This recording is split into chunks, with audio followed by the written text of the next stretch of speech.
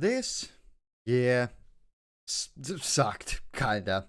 I feel like that much is evident by now. Compared to the past few years, it's been okay, but relatively speaking, compared to years before 2020, this year sucked. So to celebrate the fact that we have somehow gotten through another year and the fact that I and everybody watching is still alive, I thought I could do yet another one of these anniversary streams, looking through every single video that I've made this year and explaining them in detail, giving some fun behind the scenes info and trivia, and just talking about the year and the year of this channel, not the year in general. We could go into that, but no, I don't wanna. So yeah, we're gonna talk about the year on this channel in general, and yeah, we're gonna see what happens. I have so many things open.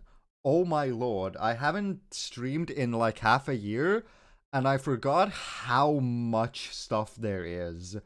So excuse me while I open up click on everything so I can see everything at the same time, because I want to be able to do that. Also, we're already doing better than last year. Last year I did this anniversary stream, had 1 view in total, I believe, during the live stream itself, which is cool. Now it's already got 2. I believe there was a 3 there before, so number go up. I'm happy now. Anyway, yeah, so here's how this is gonna go for the people who aren't aware of how this works. So I will go through every video that I made this year. There's only 7 of them, so there aren't that many, and I'm gonna explain to you just behind the scenes info about them, what it was like to make them, how I feel about them now, what it was like to do them during that moment. Just general behind the scenes info and trivia and shit. We're not gonna watch through all of these videos per se, like fully. There's one specific one that's gonna be real hard to get fully through because of the length, but yeah, I'm just gonna show clips here and there. I did already go through these videos once to make notes, so you won't be getting my initial reactions to them, rewatching them again, because, funnily enough, YouTubers don't watch their videos again, usually.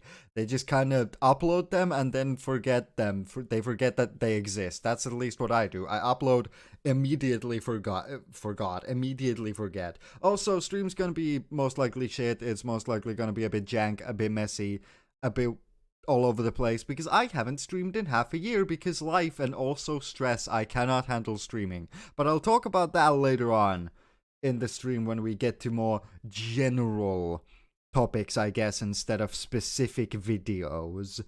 I want to start off with the specific videos, and then after that I want to get into more general how this year went. I feel like that's the fun way to do this. So without further ado, excuse the jankiness of the intro. Excused. Let's get into it. Hopefully this is the correct thing. Yes, this is the correct thing. There it is. So god damn, I need to have my eyes over here again because I need to open everything, because I click on a thing and then it clicks on 10 other things. God damn.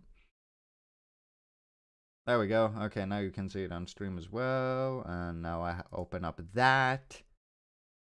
And here we are. Right, so this year I uploaded 7 videos. The Death Store video, the My Dress Up Darling video, the Spyro 3 video, Mysterious Meadows quote-unquote music video, the FNAF video, the infamous FNAF video, the PlayStation demo discs video, and the Nichijou video. A bit less than last year when I uploaded 1, 2, 3, 4, 5, 6, 7, 8, 9. Okay, well okay, not that big of a difference, considering this one and this one don't count. These videos are barely videos, so technically I uploaded about the same amount. So yeah, a bit of a difference. I uploaded a bit less, but that's because of a certain video we'll get to later. I feel like everybody's the most excited for that, but we'll get to that one later. Let's start off with the first video. Also, feel free to ask any questions about the video in specific or in general YouTube stuff, how I do the things that I do. This stream is gonna be basically just a big jack-off section for myself. I'm just gonna be here talking about me. Love your videos, Stickman. Cheers. So yeah, feel free to ask questions about anything specific about the videos themselves or the video making process or whatever. I'll try to answer them. If your question is stupid, then I won't know. But I do hold the right to not answer if I don't have an answer. Also, oh yeah, last year I remember I said something along the lines of like, you can send art through Twitter if you have art to send. Motherfucker, how do you make art of me? How do you make art of this? How does this become... How does this become art? It is Stickman. It would just be the exact same one picture like 50 times. But yeah,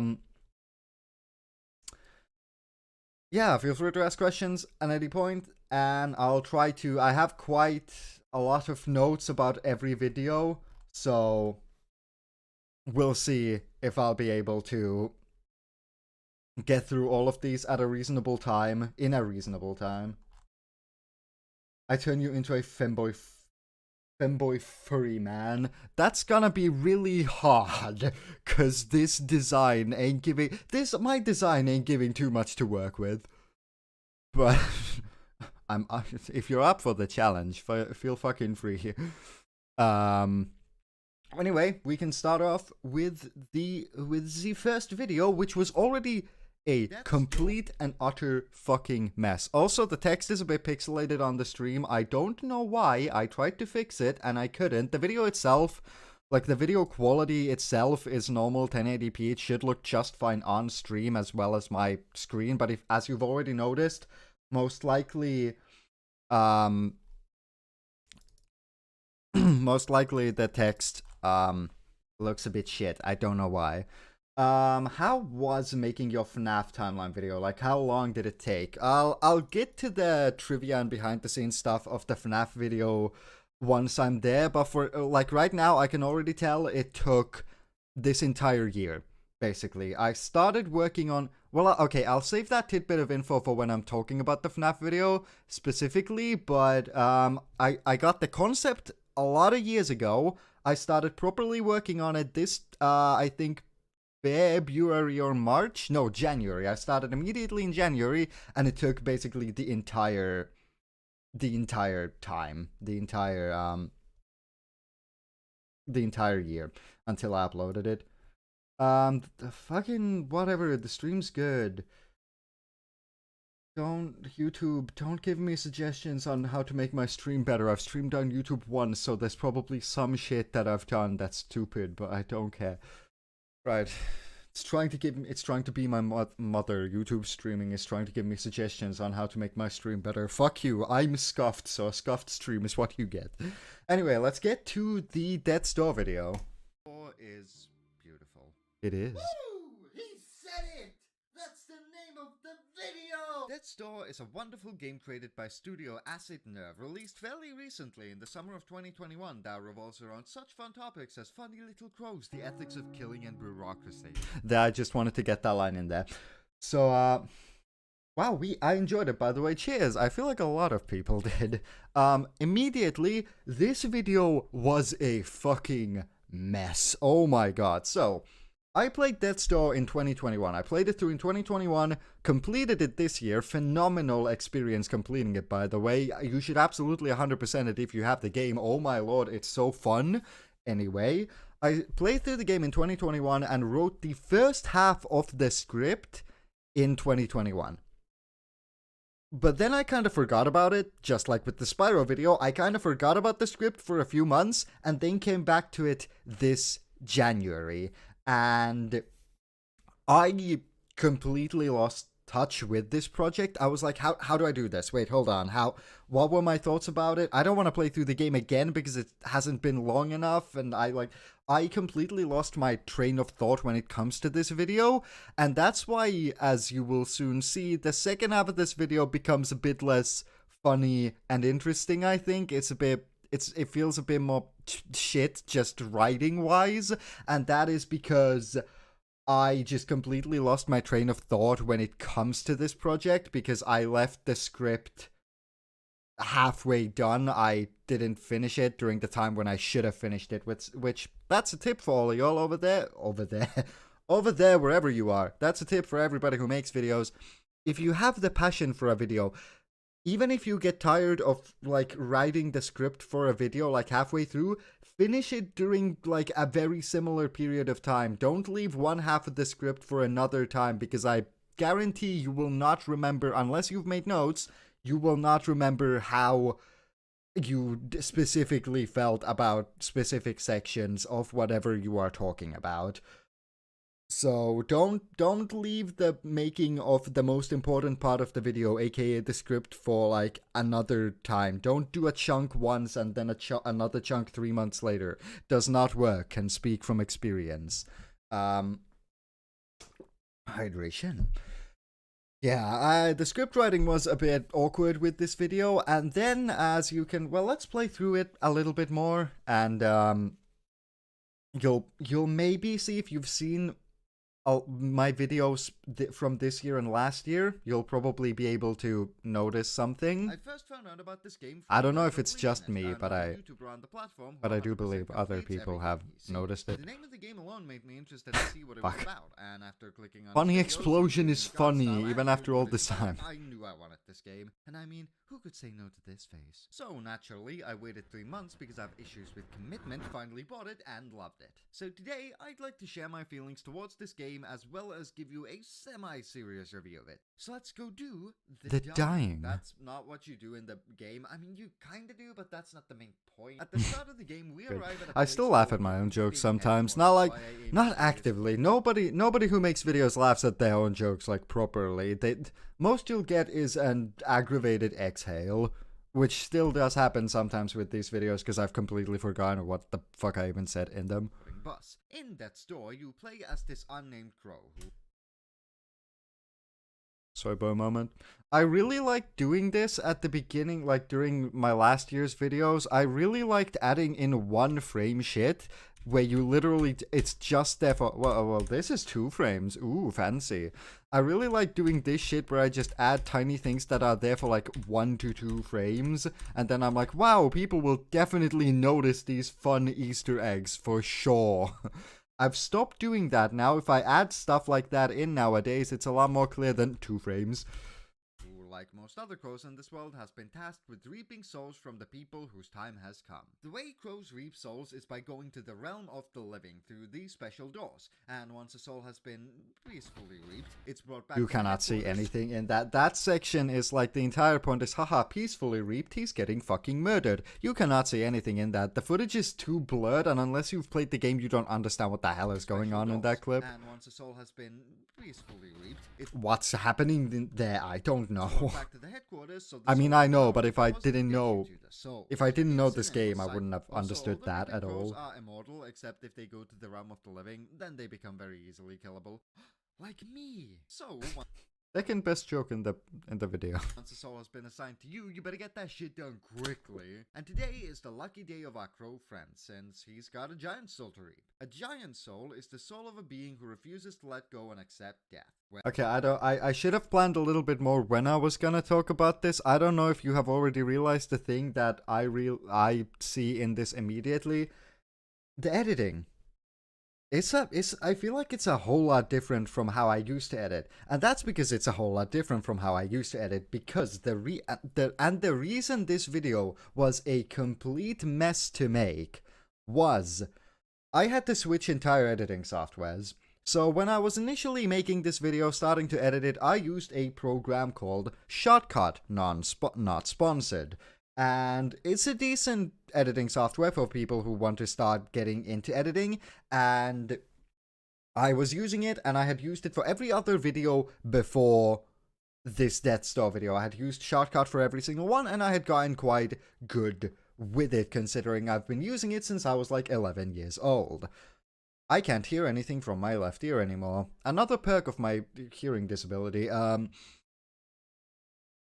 Okay, cool, it's back. That happens every once in a while where my ears just go, no, you can't hear anymore, fucko. And yeah, so I was starting to edit this video. Everything was going well, la di da di da, whatever, editing noises. But then it started lagging. And then it started lagging a bit more. And then it started lagging a bit more, and basically the entire software just fucked up. It started crashing every time I even tried to open a project. It would just be like, I open a project, I do a singular move, I do a singular cut on a clip, I add in a clip, I add in an effect. I was allowed to do one thing before the software would crash. And I was really not keen on learning how to use another editing software, because this video was already a bit of a pain in the ass because of the whole script writing thing. I was definitely tired of it when I was writing the second half of the script and just kind of wanted it to be done. And then I was like, fuck, on top of all of that, I have to learn how to use a new editing software. I don't want to do that. So I tried my goddamn hardest to get this video done with Shotcut.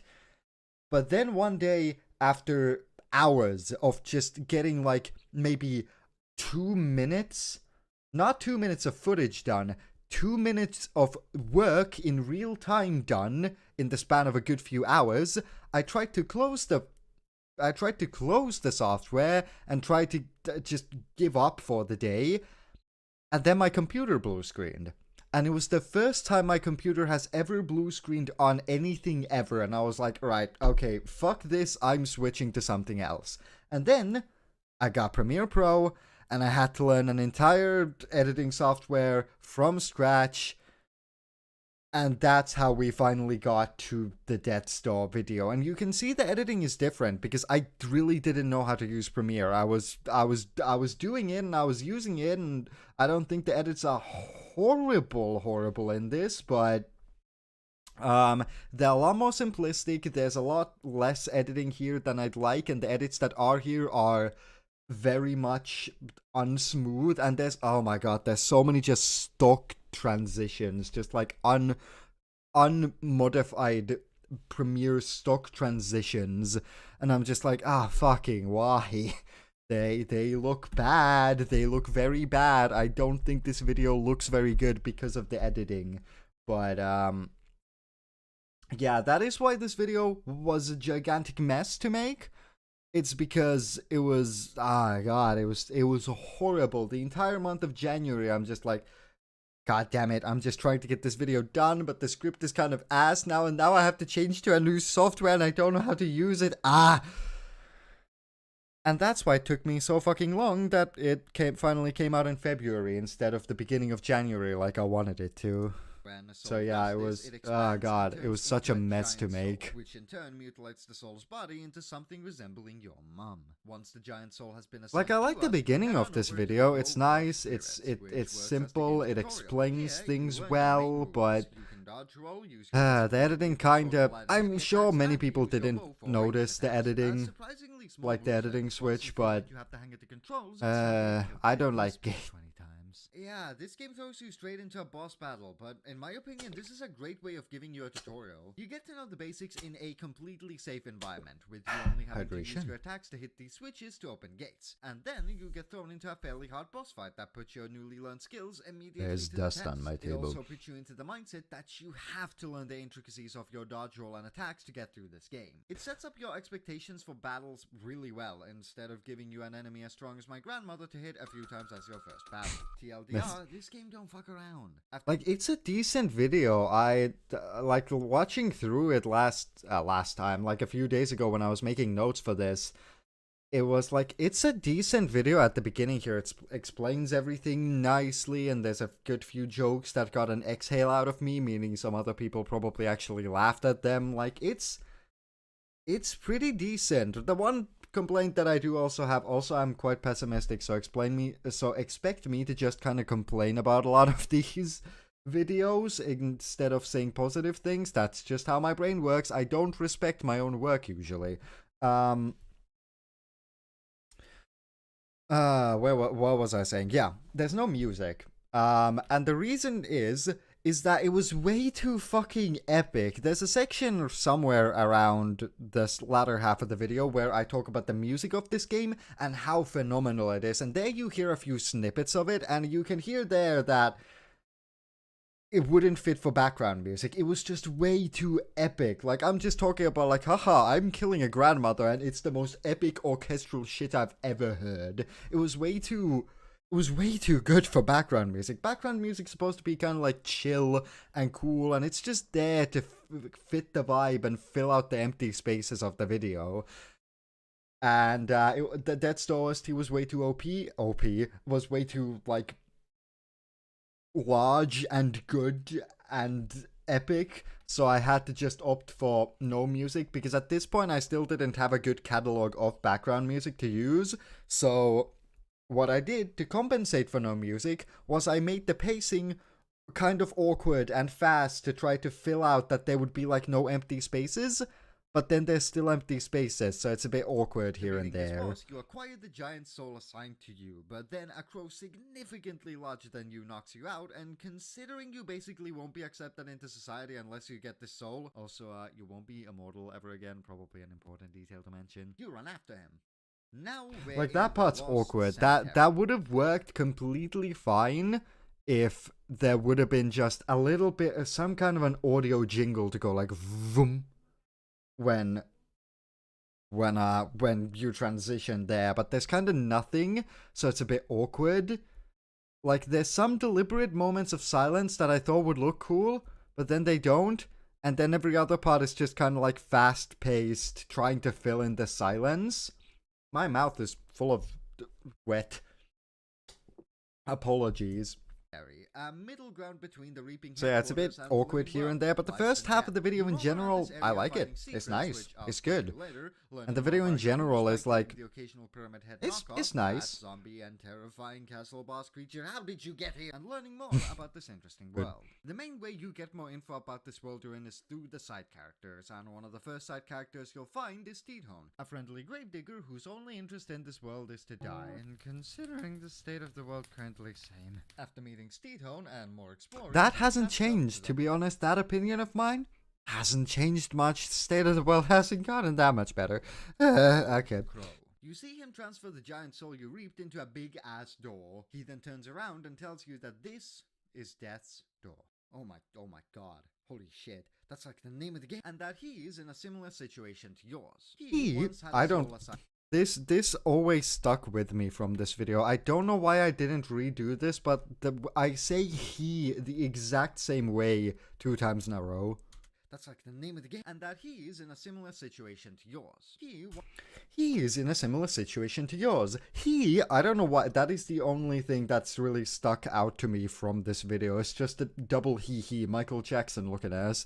That is the he is the only thing that usually sticks out to me in this video. What? Holy shit. That's like the name of the game. And that he is in a similar situation to yours. He once had a soul assigned to him, but lost it behind this door. And now with his immortality stripped away, he is forced to grow old and eventually die. And now that he's giving your soul to the door too, there's also a lot of mouth sounds. I'd never really noticed that. There's a lot of mouth sounds. I wasn't very good at taking off those sounds in the audio yet. So you and the Grey Crow can both get the souls acquainted to you and gain back your immortality. And that is the basic premise of Death's Door.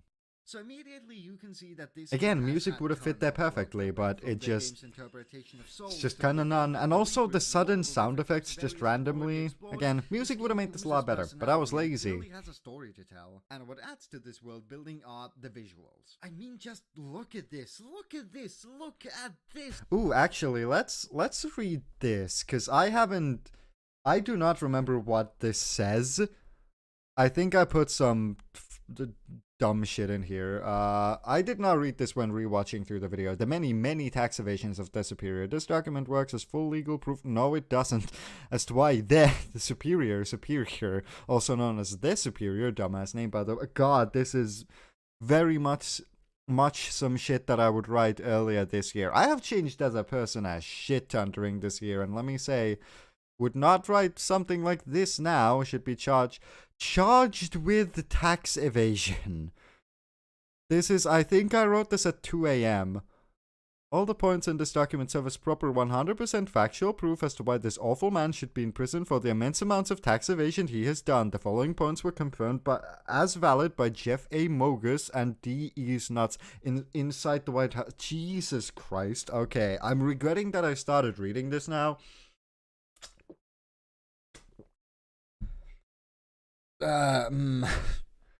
But you wouldn't even believe how much tax this man has evaded. Like, goddamn, could have paid for 3 houses with that money. In fact, he did pay for 3 houses with that money.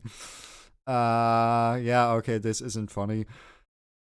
Ooh, no, wait, there's a little message. Okay, spice things up a little. If you read through this entire thing, which I expect you can do, except if the compression of the video and whatnot fucks it all up, comment down my favorite word, epic, and give me some oh so wonderful interaction so YouTube understands that my videos are okay sometimes and gives me lots of money. That's not how that works, buddy. This feels like something I would have written like 4 years ago.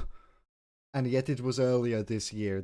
I have changed a lot as a person, I must say. The way I do and write shit. Wouldn't do this, I'll say that much. Get that. Don't look at that. Please don't look at that. Still a pretty decent joke, I'm not gonna lie. One of the first things, actually, when I got the idea, when I was still playing through Death's Door, I was like, okay, you know what? I'm gonna make a video about this. Because that's how my brain works. Usually during the watching of something. It's never after I've been something. It's usually already during my consuming of the media I'm gonna talk about. I'm like, okay, this is what I'm gonna make a video about.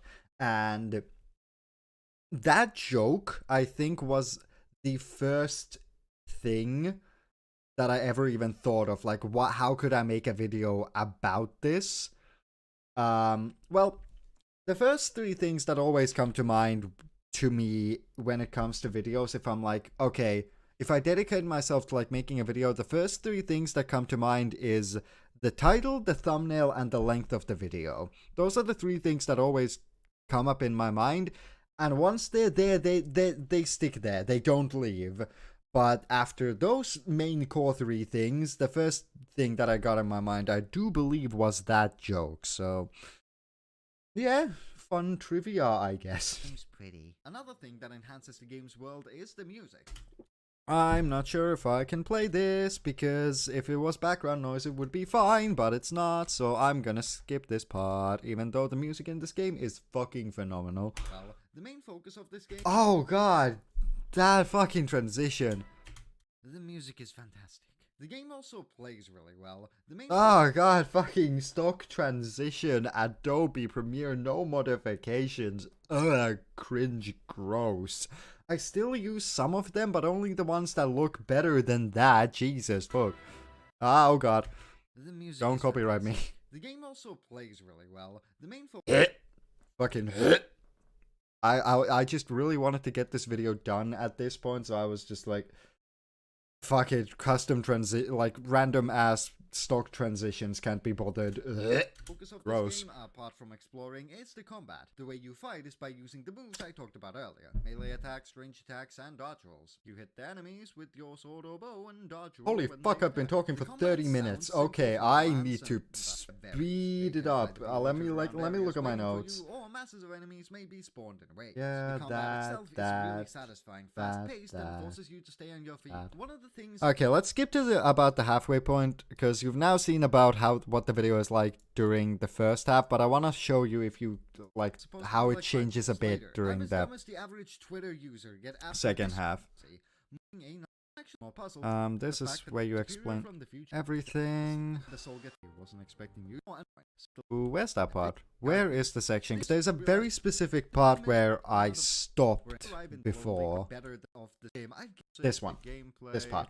Well, that's all you need for a bare bones. Get fucking Michael Rosen organized. The visuals, the music, the gameplay. Where is Michael Rosen? Where is he? There he is. Oh, I left him in for 5 frames. That's special. Well, that's all you need for a bare bones review. That's still a good game. I'd give it 9 out of 10. Goodbye. No, but for real, now that I've talked about the basics of the story, mechanics, and whatnot, let's dig a bit deeper to see what makes this game better than most of its kind. And that is exactly where I left it. The entire rest of the video was written in January, and you can, like, there's still some jokes here and there that are quite nice. I especially enjoy the puzzles, beatdowns, and drive-ins, wherever that was. Also this. Unique level design. This fucking section. After the passing of her husband and not wanting to see anyone else in her family pass away, she created a curse that would grant everyone immortality, but replaced their head with a random piece of pottery. A surprisingly interesting and sad story for someone who I thought was just gonna be a generic. Yeah, this fucking picture sure screams interesting and sad. But yeah, there's a good few jokes in here, like this one. Info about our friend Pothead. Apparently, he's her grandson. Considering he's the only one with a pot for a head and it was said that only the owner which his relatives got the curse, it's pretty fucking obvious. Also, like, there's some good stuff here and there, but like, let's go start off like here. You can see how it changes a little bit. It changes. It's the same video, but it changes a bit. At least, I don't know if this is just me. I don't know if this is just my insane ass noticing the slightest of changes, but more power-ups in this game than just your bow. The ability you just got is the fire ability, which is exactly what you expect. You get to learn how this fire works in a safe environment, and whilst casually committing arson, you find a Reaper's old logbook, which talks about a command the higher-ups gave to the crows that all doors must be shut down due to a large energy surge. Interesting. I wonder what the deal with that is. But now it is time to go back to the manor and see what's in the basement of this bitch of the witch. like this line. Now it is time to go to a large energy surge. Interesting. I wonder what the deal with that is. But see, that would have been good if I had elaborated on it, because yeah, it brings intrigue to the viewer, being like, ooh, what is the deal with that? Then I don't explain it. Like, I think my thought process during that time was like, ooh, I'm gonna add in like vagueness about the fact that there's deeper lore in this game.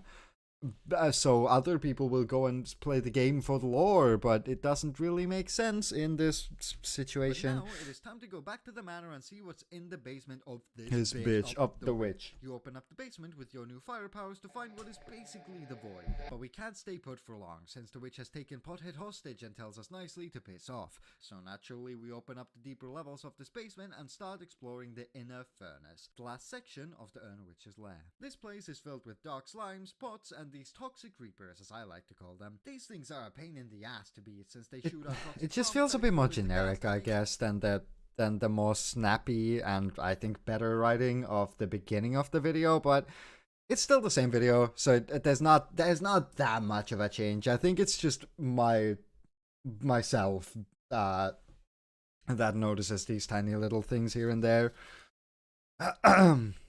These tiny changes. Once during the entire game, which leads to an interesting dynamic. Dry sections piece easy. The game is pretty forgiving when it comes to giving out these seeds. You almost never run out of them, and you can expect to see a plant pot after basically every major battle, so Yeah, it's just after healing it starts becoming more of a decent review, but less unique, I feel like. But yeah, then the entire section at the end here, just like, yeah, this game made me appreciate death. I mean, it did, but I kind of dramatized it a bit to give some epic meaning to the video. I'm not gonna lie. Surprisingly enough, I don't do that much, but this was the video where I can't talk. This was one of those videos where I was like, I want to have a really cool ending. I'm gonna make it fucking sad and about the message of don't be scared of death, and how it hit me really hard, when in reality I was kind of just like, oh, that's cool, I like that message. a whole new adventure you can go on after beating the game, the different weapons, etc. Death's Door made me feel good. Death's Door made me feel bad. Death's Door made me feel pissed, since these fucking hammer bastards take so many hits to kill and they have ranged and melee attacks, god damn it! But overall, Death's Door became an experience I was not expecting, and I'm extremely glad I played it. You should too. It's absolutely in my top 3 favorite games of 2021, and I can safely say that it was Looking beautiful. down. That's the name of the video. Whoops, he made the same joke 3 times. He doesn't get to live anymore. Oh Because shit, otherwise it's Nichijou a video. so has your We'll life. get there later. Goodbye. Oh my god, it's me! But overall, Death's Door became an experience I was not expecting, and I'm extremely glad Let's go. It's me. Oh my god, there's this much delay. I'm not about to wait until that point. Okay. No, not again. Shut up, me. I don't think this video has 2 likes. I think that broke. Death's Door is... There we are. But yeah, overall, this was a start. A bit of a messy start to the year with the whole editing fiasco and whatnot. I really did not want to look at this video for a good few months after it was released because I was like, okay, I'm fucking done with it. Dear God, just let me not think about it at all anymore because it was so messy, the beginning, with the editing and the script writing and all of that. But overall, I think it's nice. I was still kind of finding my footing, and there were... Again, I could have added music, fixed the pacing a bit, and the editing obviously could have been a lot better.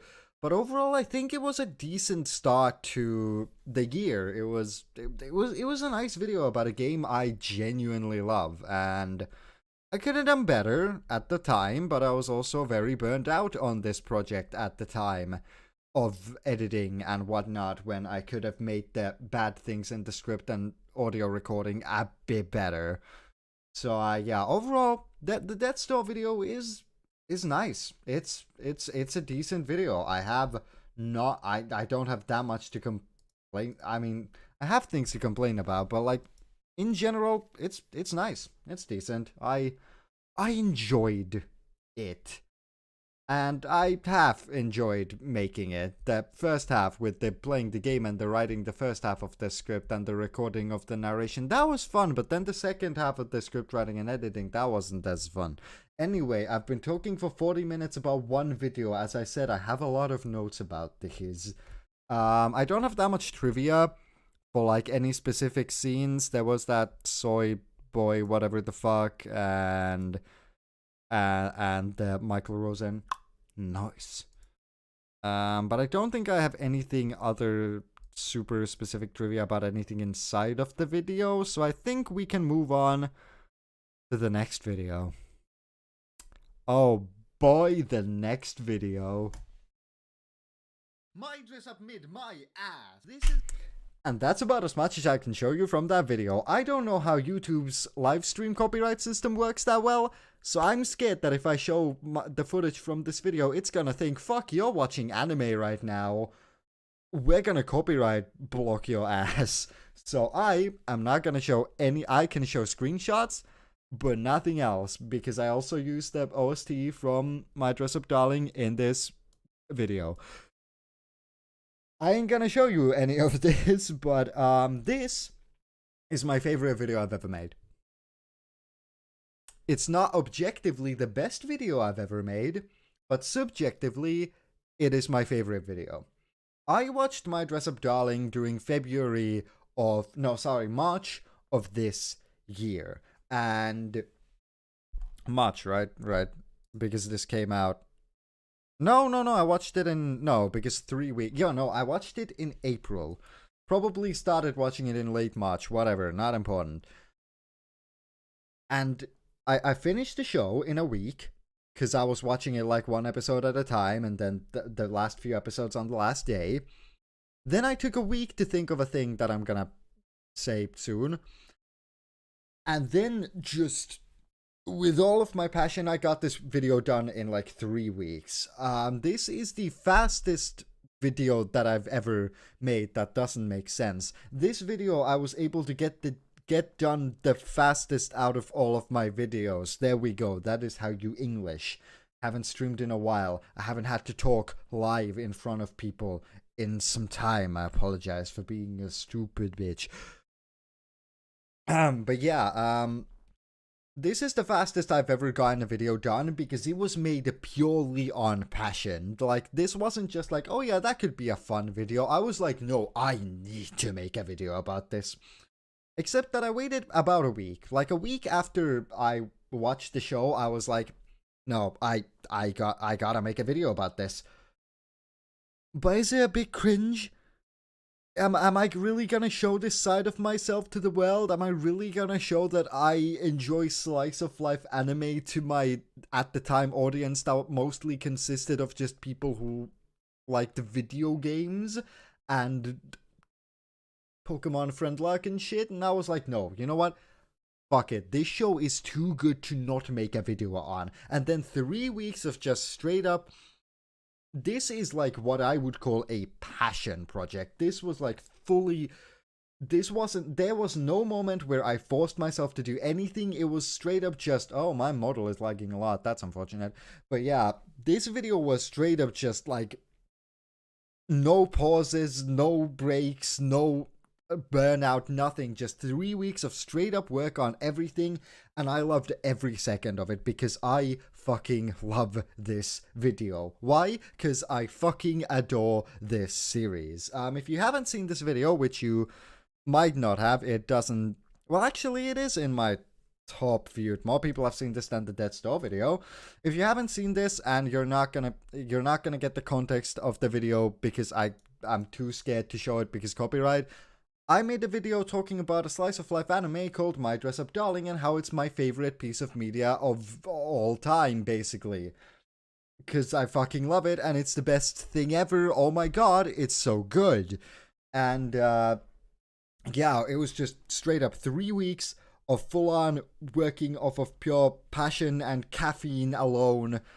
God, I love this video. It has a message that I love, which I wasn't expecting to get into this video. I thought it was just going to be 20 minutes of me gushing about the show, which it is, but at the end there I was able to get that message of don't be afraid to show your passions to the world out there, which I fucking love, because I love that message, and I love that I was able to incorporate that message that I love into a video that I love about a show that I love. Holy fuck, I love this video.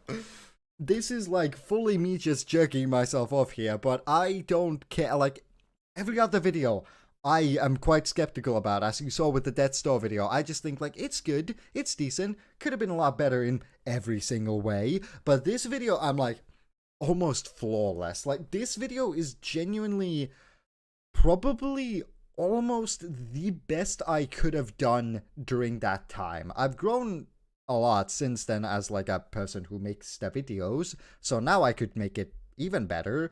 But at the time, considering my skill level, I genuinely think this video is the best I could have made during that time. All the few jokes that there are actually hit, and I do the aggressive exhale at every one of them. The pacing, the music choices, the emotional beats which it has, the fucking lesson that it has.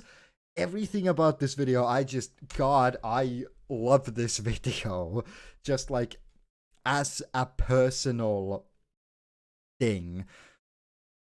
Ah, God, I fucking love this video. It's just, there's so much in it that I like, and I feel like, again, like, considering my abilities at the time, this is the best that I could have made it. This video is just, God, it's so good.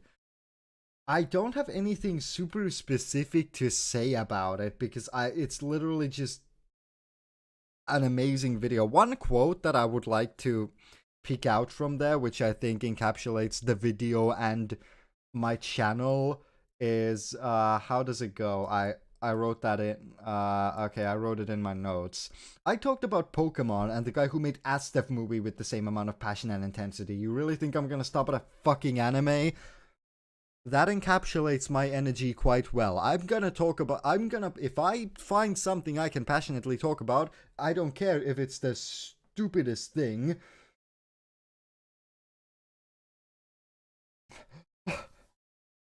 Oh no, the series kinda sucks. I respect your opinion because I said like 3 times in the video that it's objectively mid, but I personally fucking love it. Anyway, I will find the dumbest thing to be passionate about, and then be passionate about it. That's what this channel is all about, and that's how it's gonna go. God, I fucking love this video.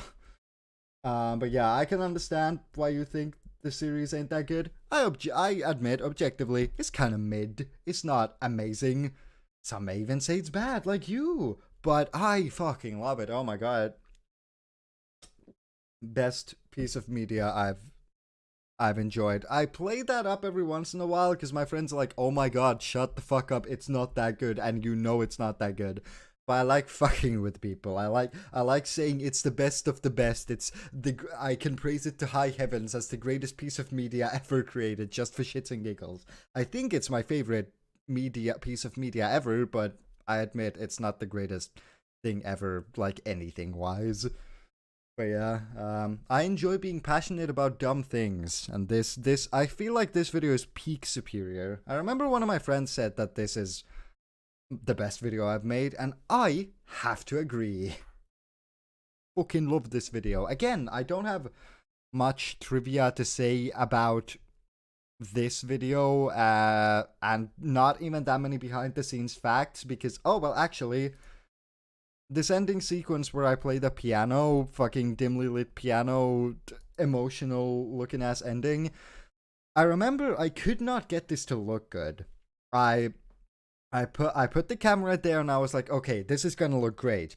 And it looked like ass the first time I made it. I made it the first time I set up the shot. So I remember I called up my friend John. I called up my friend John. That's the alias I'm giving them, and I was like, "Hey yo, I need your help, cause he's a directy boy. He knows how to make shots look good. He's good with the camera and stuff like that." And I remember he was on vacation in the middle of fuck all nowhere, and I was just like, no, he was just like on a walk in the park, and I was like, no, you need to get on a fucking video call with me. You need to help me set up this shot, because I have too much passion in me right now. I can't wait another week, until you get back home. I need you to help me set up the shot, and it doesn't look phenomenal, but looks a lot better than what it originally did. I wish I had some behind the scenes photos actually of it, of how ass it looked. It doesn't look fantastic now, like there's chords there and the light is very clearly just coming from there, and I could have color graded it better. But I remember it was very funny because I was all hyped up and excited, like, hell yeah, I'm gonna play this piano and it's gonna look good. And John's over there just like, yeah, put the light on the other corner. Can you turn the camera a little bit? Man, I'm just trying to enjoy my vacation over here, and you're making me work. Sorry, John, but cheers for your help with this one section of the video. Also, that piano, learning how to play that song was the only kind of stressful part of this video, because I knew I wanted to get this video out as soon as I could, to keep the momentum and passion going, because, like, no matter how passionate you are for a project, if it goes on for long enough, you're gonna get tired of it. So I wanted to make sure I didn't get tired of this. So every night I would try to practice this song. It's the OP of that series. Again, I don't want to play it because I'm scared of copyright. But yeah, I learned how to play it and played it at the end of the video here. Every night I would try to play it, and every time I fucked up, I got a little bit more stressed. And on the day that I finally recorded this, that was the only part of the video making process which I did not have a good time with. Also, if you're wondering why I'm going so fast, that's because I talked about the Dead Store video for 40 fucking minutes. I feel like I should talk a little bit less about all of these other videos so I can get it done at a so I can get this stream done at a reasonable time, because I could talk for like an hour about all of these if I really wanted to, but I don't have the time. I gotta go bed sometimes, even though I've been going at like 3 a.m. every night so far, because I'm really good at time management. Anyway, yeah, this is just my favorite video that I've made. I fucking love it. I love the message. The editing's really good considering how inexperienced I was with Premiere still at this point. And yeah, it's just a really good video. I don't have much else to say about it. I don't say that about any of... Well, there's that one video, which we'll obviously get to later. But yeah, it's... I don't say my videos are amazing or great or even good most of the time, because I'm quite pessimistic towards my work, but this is one video where I'm like, this shit is good. Go watch it if you like anime, and if you don't like anime, like that one guy, I remember when I uploaded this video, within 10 minutes, somebody disliked it, clicked on it, disliked it, and unsubscribed, like, in the first 5-10 minutes of the video, and I was like, okay, cool, great, but I was expecting that kind of response anyway, because up until that point, I had really only talked about video games and who truly won content, so I wasn't surprised that there would be somebody not happy about the fact that I talk about anime.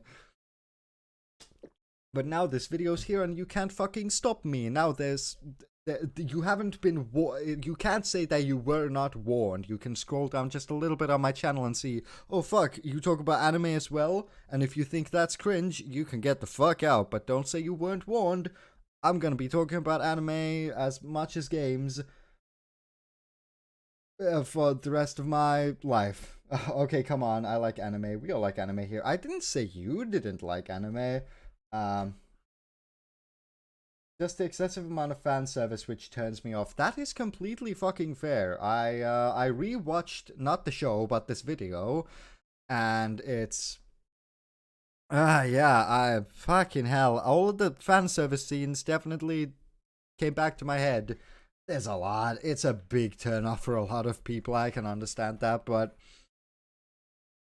it didn't for me, which is surprising because I hate fan service in everything usually. So I don't know. There was just something special about the show, and there's still something special about this video to me. I really like it.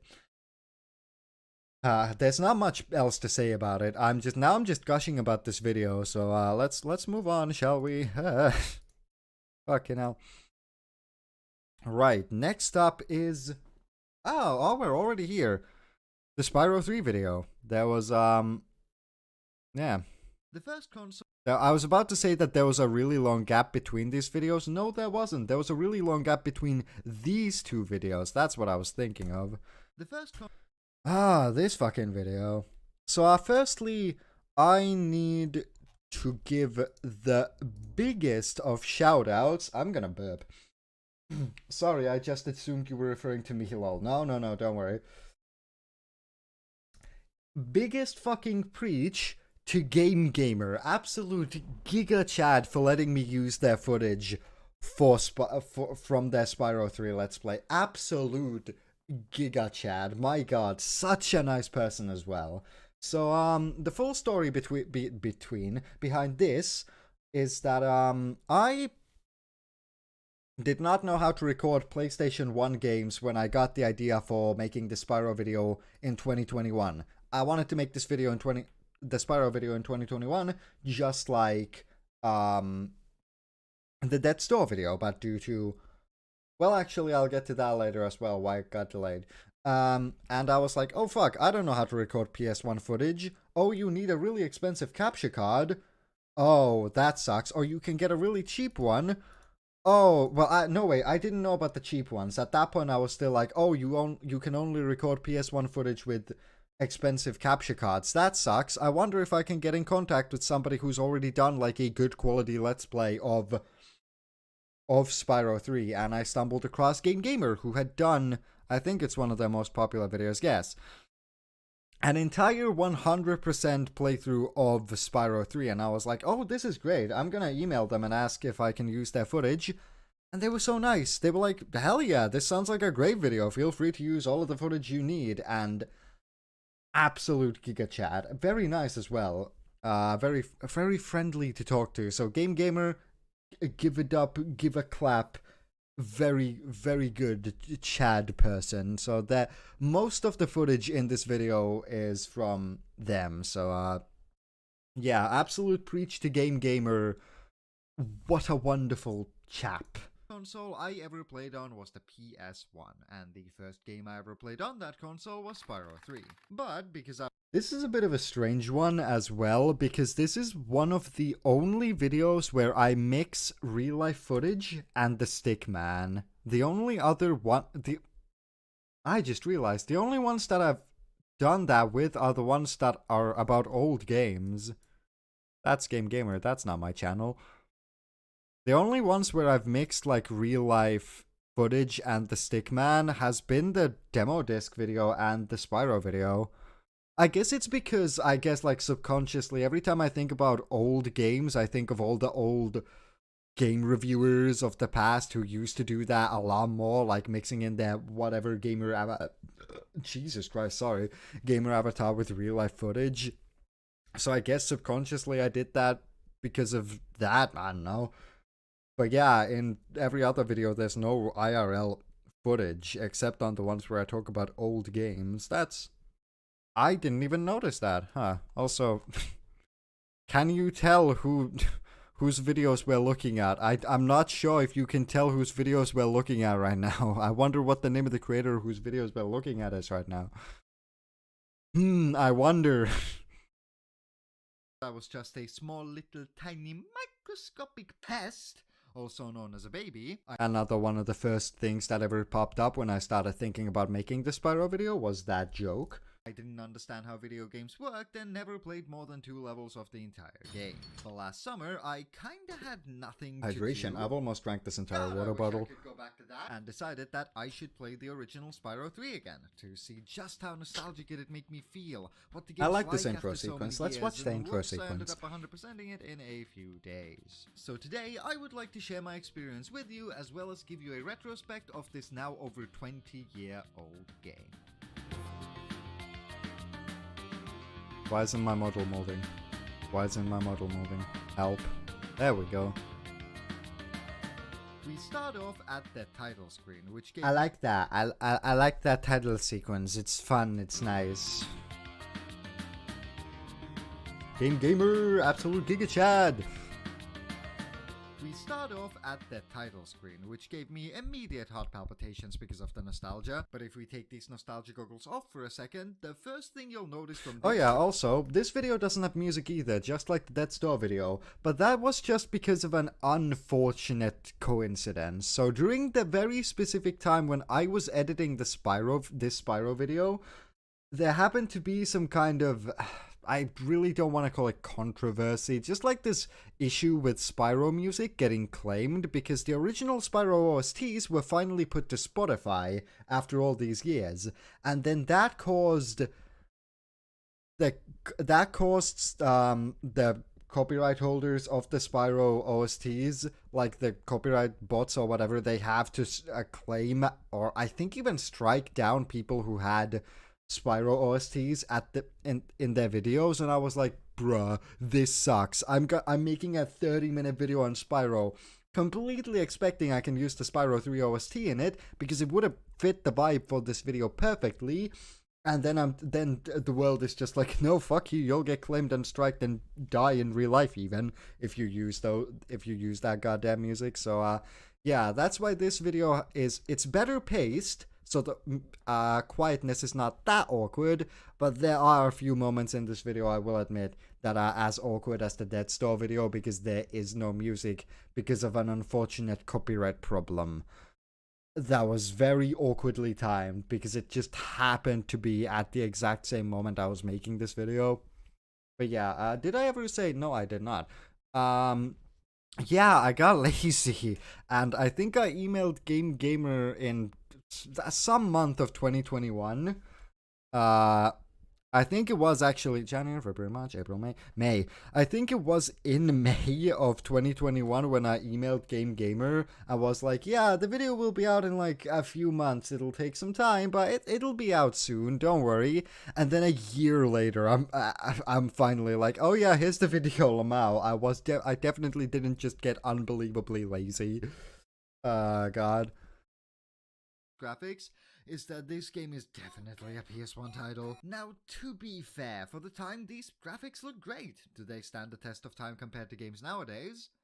Dear God, no, but for the very early 2000s, it looks good. But yeah, bad graphics aside, it is time to choose a save file and begin this journey. And what better way to start off than with the thing What none of notes you do I care even about have but are about getting this? anyway. Lore. So the story of this game revolves around these dragon eggs that have suddenly appeared in the world of Spyro. You see, in Spyro's universe, it is currently the year of the dragon. When a bunch of Fuck, I forgot about that joke. Shit. In Spyro's universe, I was reading the notes and I was just listening to the video and I was like, oh yeah, this is good. This is just, I'm just explaining the shit. There's not gonna be anything that's gonna catch me off guard. I completely forgot about it is that. currently the year of the dragon. when a Fuck. bunch of dragon eggs I hate just that I laughed at apparently myself. The appear most out of egotistical nowhere. thing you can do. I think the story decision was made to not get any ideas about anything into the heads of the children that played this game back then, and as a person living in the nowadays world of the internet on fan art, I sincerely thank them. I did not click enter on that. I'm just saying, I went on the site, I searched up Spyro here, I took the screenshot and did not click enter past this point. I have not seen it, but now I know there's 7,000 of it. So yeah, I just wanted to clarify, I never went past this point. I took the screenshot here and immediately left.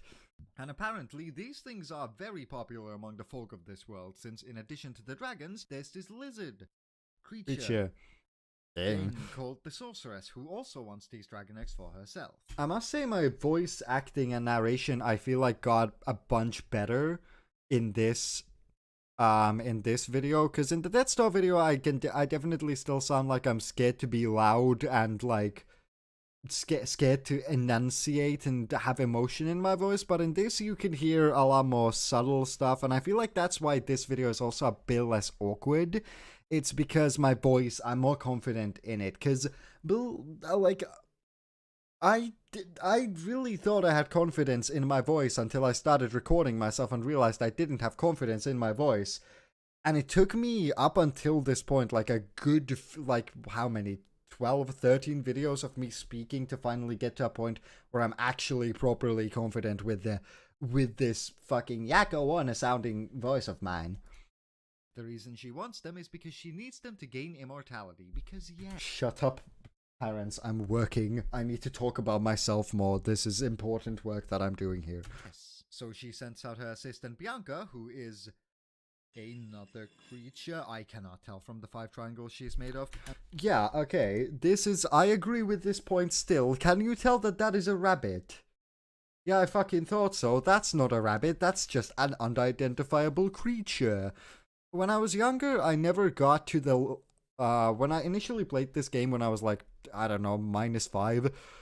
I never got past the point where Bianca takes her hood off, so I just thought she was just like a wizard, like a random human wizard in this dragon world. I never got to the part where it's revealed that she's actually a rabbit.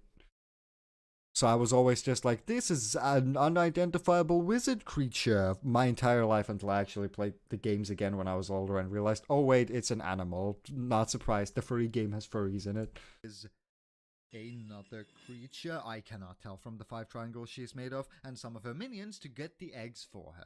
They go steal the eggs, accidentally alert every dragon of their devious deeds, but manage to escape with every egg. And because the hole they came from is far too small for any other dragon to fit through, fucking dig a bigger hole? What? It is up to Spyro to chase them down. Yeah, and save the day I mean, by that's getting fair, all of the mate. dragon You've eggs got back claws. You home. probably got Also, Hunter's shovels in coming there. along too, since I guess he didn't like the fact that someone stole his lunch. And so we end up I wish I would have delivered that someone stole his lunch a bit differently, because it sounds a bit too tryhardy. It's a fun joke, but I don't know, I could have said it better. And my god, if the graphics that look like melted plastic didn't remind you about the fact that this game is from the year 2000, these controls sure will. Okay, they're not horrible. That was bad. I should have yelled there a little bit more, I feel like. Anyway, there was a specific part here that I want to show, because that's the only bit of trivia. I don't really have much trivia for these videos, like these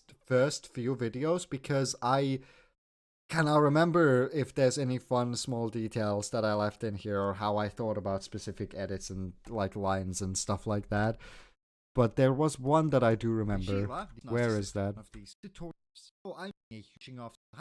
Ah, here it is. We are rewarded with a cutscene that shows us how Bianca is about as intimidating as a houseplant. That plant got completely fucked up. That plant did not survive my assault on it. I remember I tried to get it. I was just like, oh, it's fine. Plants are strong. I can slap it once and it'll get right back up. It did not get back up. It stayed completely bent sideways after that and refused to go up. I killed that plant single-handedly with that slap. And my mom's like, what the fuck happened to this plant? Must have been the wind. I don't know. What? A ghost? I definitely didn't slap it because I needed it for this very specific joke. That plant did not survive. A singular plant was harmed and killed during the making of this video. That is the only thing that I remember from the recording of these IRL scenes and stuff like that. I completely and thoroughly killed that plant. So I'm sorry, mother, if you... I don't think you ever found out what I actually did with the plant. I killed it. I apologize. But yeah, then I just explained how the game goes, and I think I do a pretty good job.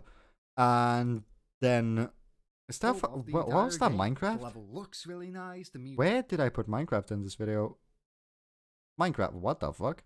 Why? Water level, and swimming in games nowadays can still be a pain. So. Oh right, okay. Oh right, okay. I was like, why the hell did I put Minecraft in this? I remember Minecraft in the Dead Store video as a tiny little Easter egg, but why did I put Minecraft here? But yeah, anyway, then we get to the top 10 part of the video. Yeah, this is just low dump. I skipped to the one part where... Let's start ranking the levels of Midday Gardens. There we go. Sergeant Bird's Base. I got to this top 10 section, and let me tell you, it was so hard to not make this sound generic, because top 10s have been, top 7s I guess in this case, have been done to death so many times. It was so hard to not make this really... like generic and whatever. I was trying to add at least some spice in there, and I do believe I kind of failed at the like at a point I decided that this video, this half of the video, well, this 2/3 of the video would kind of just be for the people who know Spyro 3, whilst usually I like to write and make my videos in a way where even the people who don't, like, there's nods to stuff for the people who know of the IPs and pieces of media already, but I want to make the videos in general in a way where even people who haven't really heard, or the people who don't really know much about the specific stuff will, like specific games or anime or whatever, will still be able to follow. And I feel like I failed in that department when it comes to this video. Up until the rankings, it's fine, but then when I start ranking them, I was just kind of just like, fuck it, okay, this video is purely for Spyro fans now, which is fine, but I feel like I could have done a bit better with this. But yeah, it was already hard enough to try to make a top 10 sound interesting, and I think I did an okay job with that, but it definitely turned into something more of a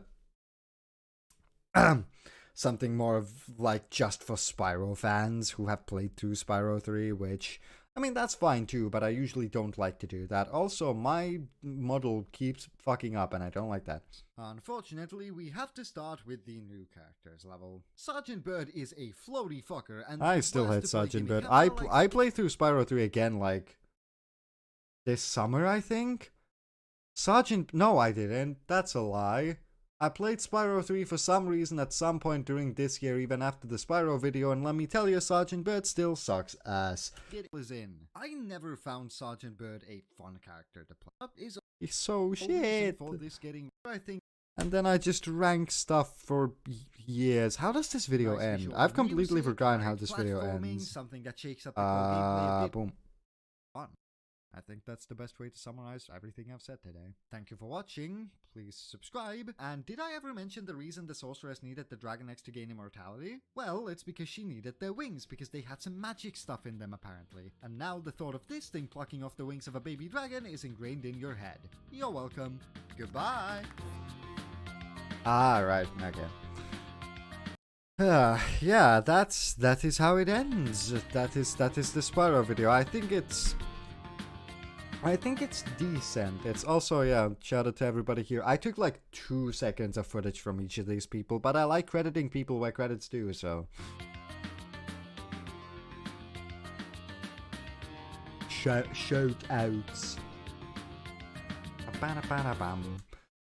Oh yeah, rankings for every Spyro level. I looked through these and I agree with all of these. These are just, yeah, fuck Sergeant Bird's Base and all of those, and Cloud Spires is still the best.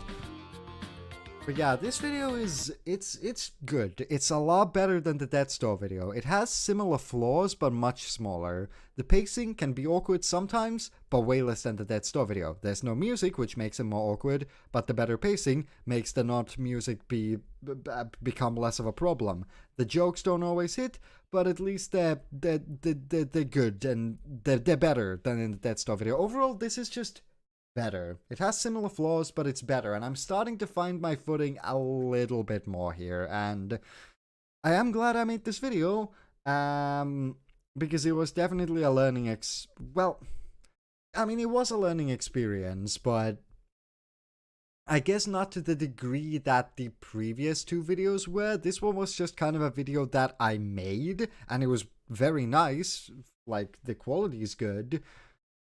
I don't know where I'm going with this. Hold on, let me gather my thoughts. I had a thought, then I lost it. Then I tried to transfer it into another one, then I lost that one too. Hold on, what am I trying to say here? The video is good. However, I don't think it's anything special. And I don't think it was enough of a learning experience to justify it being this mid. I think it's a decent video, don't get me wrong. It's like one of the better ones I've made, but it's just kind of there, I guess, is what I'm trying to say. Like, it's a good video, it's a decent video, but it's just kind of there. There's no there we go. It doesn't hold any super specific meaning to me. It is just kind of there for myself, even though the video itself is quite decent. It doesn't hold as big of a meaning or any specific great big memories for me, unlike the Dead Store video and Dress Up Darling video. So yeah, it alright.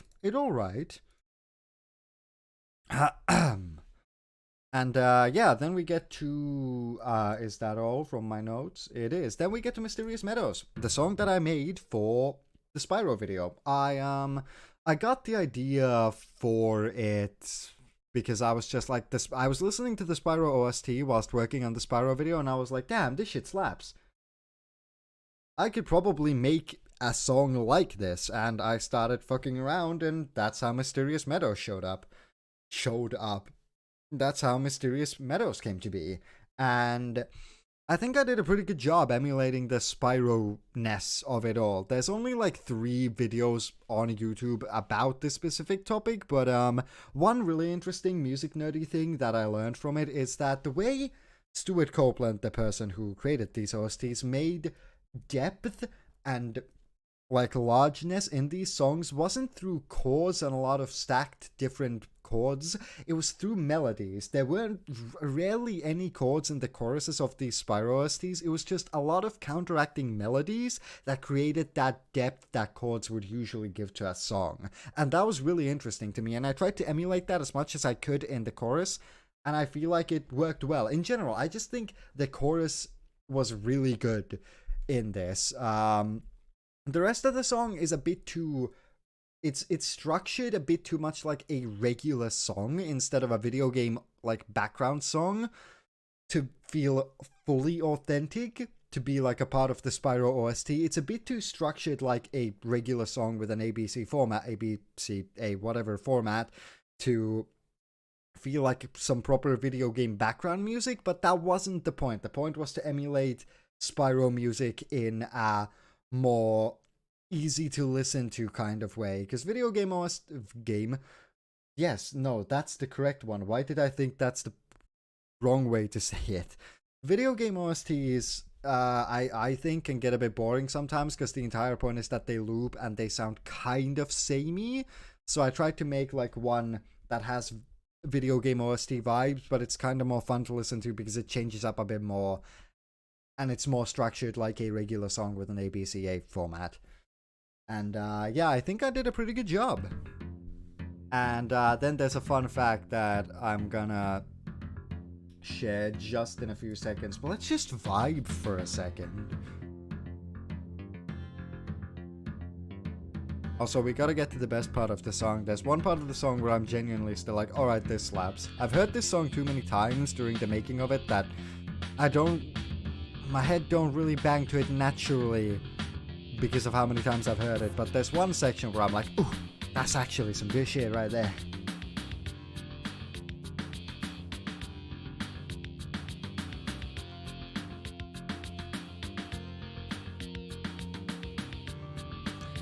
there's a bit of electric guitar, a bit of that bass, these fairly authentic drums, this lead sound, which is comprised of like a lot of things, some Rhodes, a really electronic thing in the middle, I think, as well.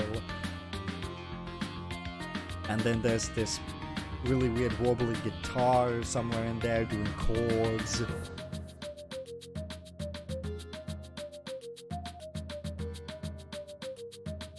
Oh, soon is the best part is here soon.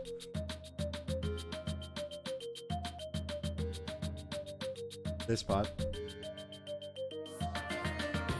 God damn, that's good.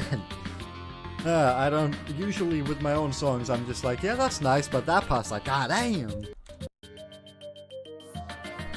The way the drums come in there, ooh, I like that. I like that part. And then also, the most insane part of this, Stuart fucking Copeland saw this and liked it. What? So, I tweeted out about this song when, let's have it as background noise, just like here. Banger tunes, cheers. So, I tweeted out this song when I published it, like, hey, here's this song, inspired by the Spyro OSTs by @Stuart Copeland, and a few days after I released the song and the tweet, Stuart Copeland liked my tweet, and I was like, oh fuck. Oh shit, did he hear the song? Because he could have just been nice and just liked the tweet because he was tagged in it, but did he actually hear the song? And I went to the Twitter analytics and saw that there were 2 clicks of the link on the tweet. I had done one of them, so I had to, and Stuart Copeland was the only person who had liked the tweet at that point, so I had to assume that it was him who had clicked on the link. And then I went to look at the video, and then there was an extra like on the song, and I was like, either this is a very big, either these are 3 very specific coincidences back to back, that Stuart Copeland liked the tweet because he was nice, some other person just so happened to at the same time click the link, and another person to like the song. Like, it was either 3 specific coincidences like that, or the theory that I believe a lot more, because that makes me feel good, the creator of the Spyro OST saw my song and heard it and liked it. What exactly? I was freaking the fuck out during that point. I was on a, fuck it, I can call it a date. Stuart Copeland, yes, the fucker who made these, not the fucker, the wonderful person who made these OSTs. My god, I was freaking the fuck out. I guess I can call it a date. I was on a date and I was like, hold up. I'm stopping everything? Stuart Copeland just liked my tweet. Holy shit, I think he liked my song. It was, oh my god, it was so insane to me at the time. Like, I did not think that was gonna happen, not gonna lie. I've had the people who... I've made videos about things before, and the creators of those things have noticed those videos before, and it's always cool, but I didn't expect him to notice this song. I was fucking ecstatic at that moment. I was like, holy shit! No way! Oh god, that was one of the best moments of the year for me, definitely. That's insane. I know, right? That was, holy fuck. Very happy in the moment. Oh god. It's still really cool to me, to this day. So thank you, Mr. Copeland, for liking my song. That, it was very cool of you. My god. But yeah, I freaked the fuck out that day. But yeah, oh boy. That's Mysterious Meadows. That's all I really have to say about that. The making of the song itself was quite fast and no complications really. Had some trouble with the mixing, but that's what I always do. And next is the thing I feel like everybody's been waiting for. And the main reason 90% of the people who watch me are here. Five Nights at Freddy's, the almost ultimate video. But before that, I'm gonna go fill up my water bottle again, meaning I'm gonna leave you at a fucking cliffhanger. That's right, baby. I'm gonna do a BRB screen, and then I'm gonna go get some water, and I'm just gonna leave you in silence for like 30 seconds. This is how you build tension. This is how you leave people on cliffhangers and such.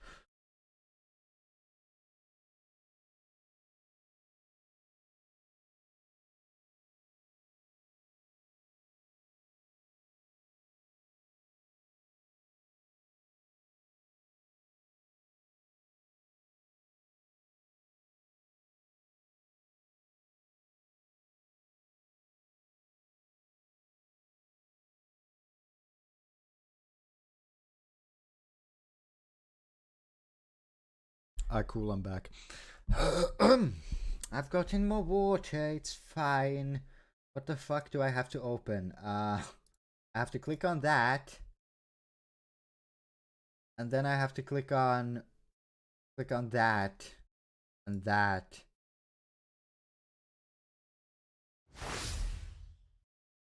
Transition! Alright.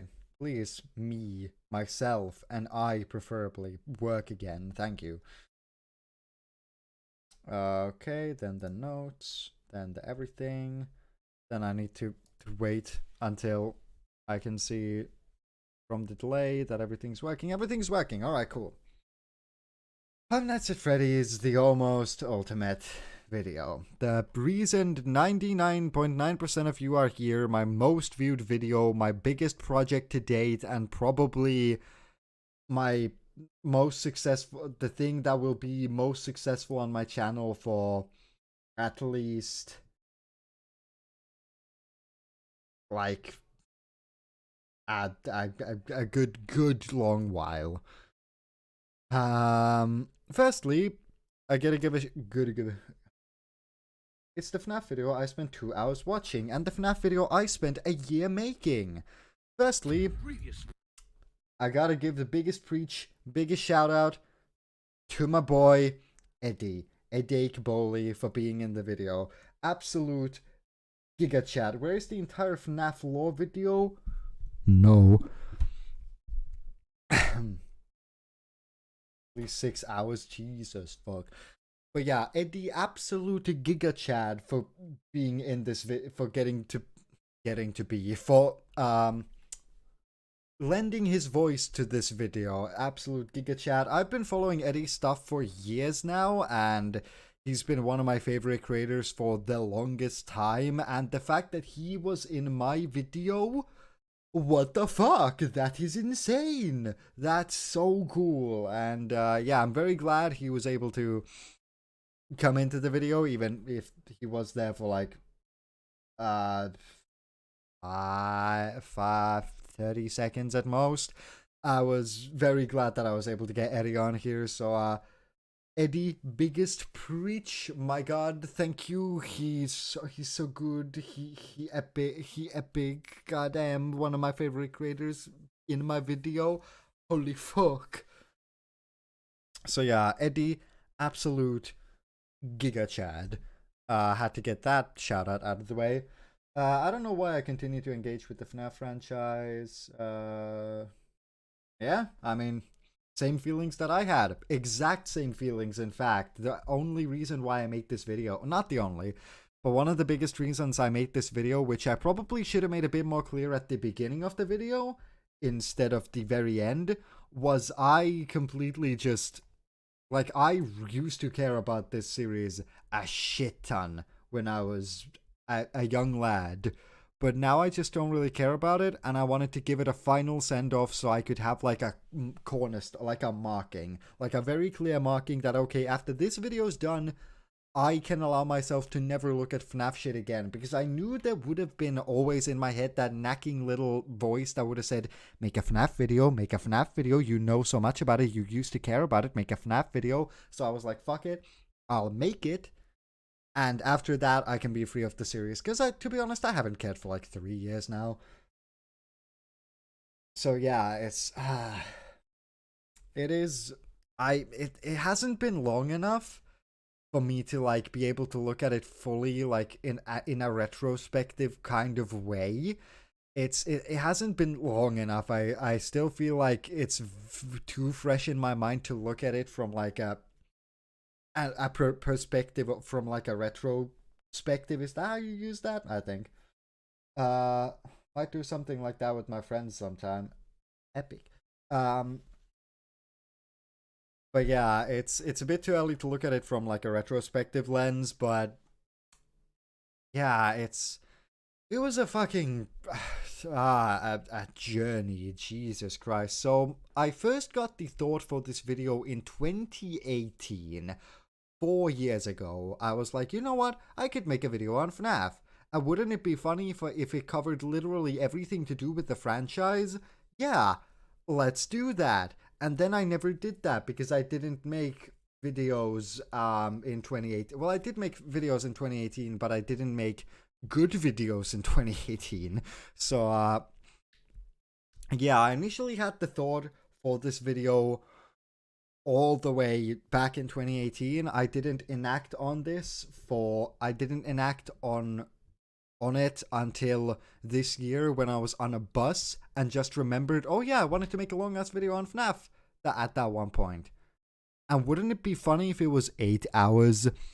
I originally wanted this video to be 8 hours long. I'm not joking. I wanted to cover everything in so much more detail, but then when I got to it, I realized that's not possible. At first, I was like, okay, 8 hours is not possible, but 6 hours is fine. Okay, 6 hours is not possible, but 4 hours is fine. Okay, I'm fine with like 2 hours, whatever. I had way higher hopes for this video by the end. At the beginning, I was like, let's make it 8 hours long. Let's make it the longest video essay on YouTube. Yeah, you fucking wish, you burn out bastard. No fucking way you were gonna get it to 8 hours. I've spilled water on myself. Lovely. But yeah, God, I tried my hardest to make this video super long. Did not work. Did not work.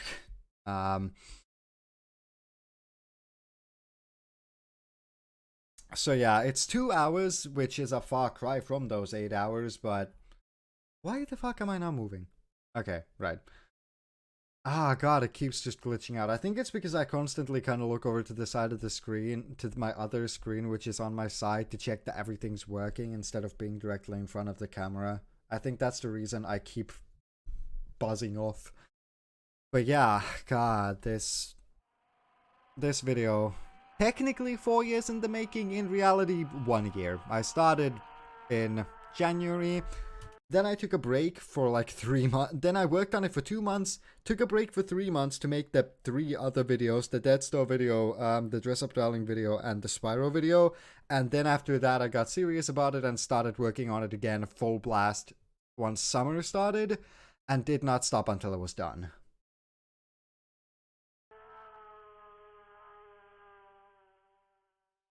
Five Nights at Freddy's is a series I have a lot of conflicting thoughts. Why did my neck snap? What the fuck? I always knew I wanted to make a video about it, but there are so many topics that you could take on when it comes to this series, Jesus. And many people so have already violent. made great videos on those topics, so I didn't really know what niche thing I should cover, or even where to start. But one day I just thought, screw it. Let's cover everything. This intro is exactly how I wanted it. There's very rarely times in my videos where something turns out exactly how I want, but this intro was just that. This is 100% exactly how I wanted it to look like, which has not happened, I think, ever in a video before.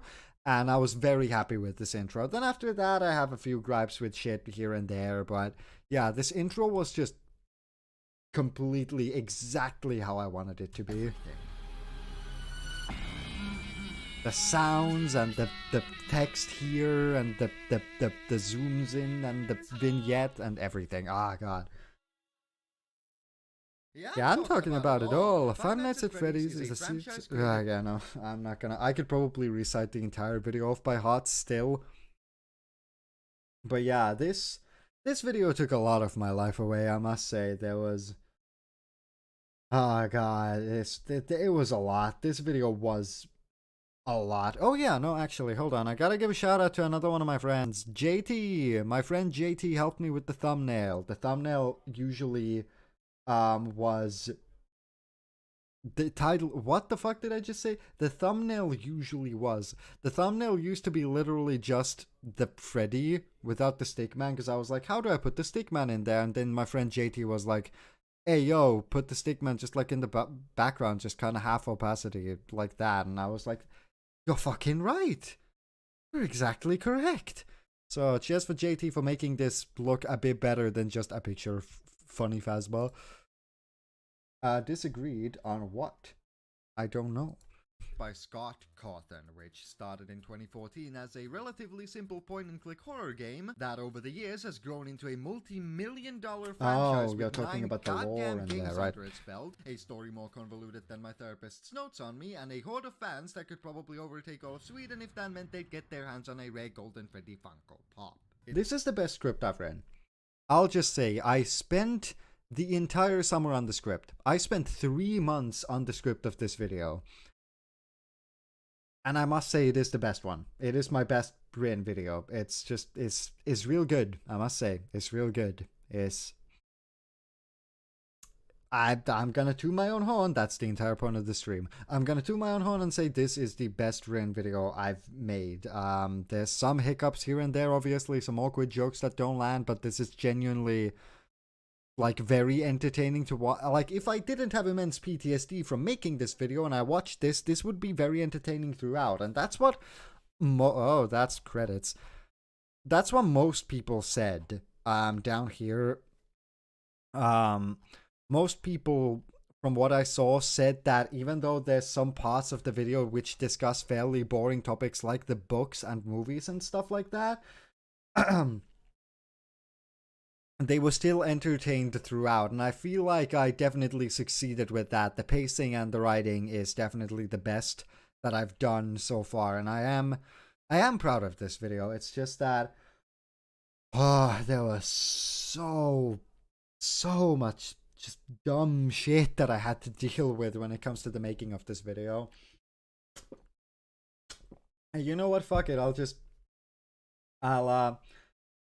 I'll talk about that right now.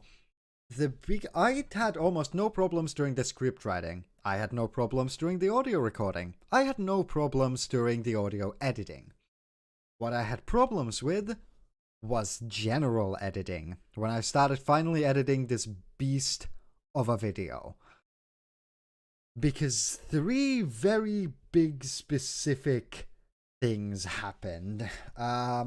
Firstly, because of stresses in my personal life and a general feeling of stress weighing down on me harder and harder as I realized just how much I had to do and work on when it comes to this video, I had what I would call a low damage, high efficiency 2-month-long mental breakdown. I could not work on this video for like 2 months. I could not edit it. I was just, not 2 months, 1 month. I was just like having a fucking mental breakdown for like a month because I was so stressed about the making of this video, and I was just like, oh god, I can't do this. There's so much shit to take care of. Oh god, I hate it so much. And directly after this mental breakdown came the copyright issues, because originally, as you saw from the book section of the video, as you saw from the book section and the movie section of just the book section of the video, I had to cut about 2 hours from this video. I had to cut out, not joking, I had to cut out about 2 entire hours from this video. Because all I did in those 2 hours was explain the lore of the books.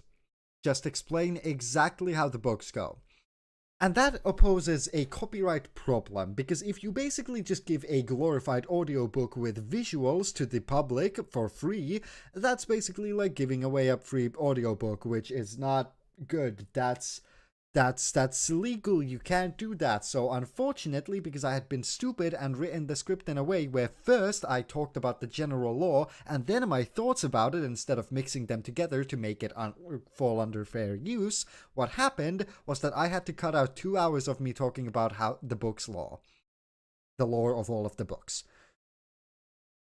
And that was also like a big stab right in the chest, like, fuck, an entire 2 hours gone. But at that point, I was so tired of this project that I was like, nope, you know what? Fuck it. I don't care anymore. Cut them out. I don't mind. I'm not risking that. I just want to get this video done because I had started to feel burnout halfway of this project, halfway through making the script, which was like half a year before the video would eventually come out. So if you start feeling burnout under halfway through your project, you know by the end you're gonna be a mess. And that's what I was. I was a mess.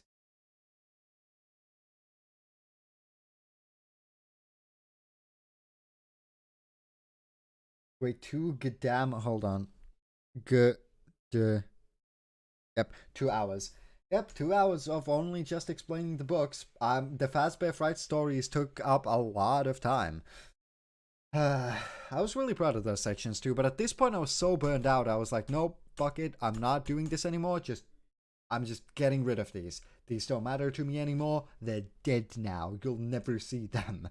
And yeah, that was the second sting in this three-way stabbing of me. And then I got sick. I got long story short, well, a short story even shorter. A week before I was originally supposed to finish and upload this video, I went to have a bit of a movie watching party with my friends, where one of my friends got sick. And somehow I was the only person who also got sick from this friend. And oh my god, they're fucking foreshadowing on this. At first I was like, I messaged him being like, hey, I feel a bit of a sore throat coming in. This is a bit concerning. And he was like, oh, it's probably nothing. It's fine.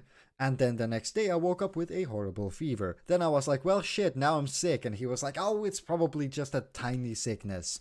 Except if you start seeing a lot of spots around your face and hands, then you have a thing called hand, foot, and mouth disease. Okay, bye. And the very next day I woke up with spots all around my fucking body.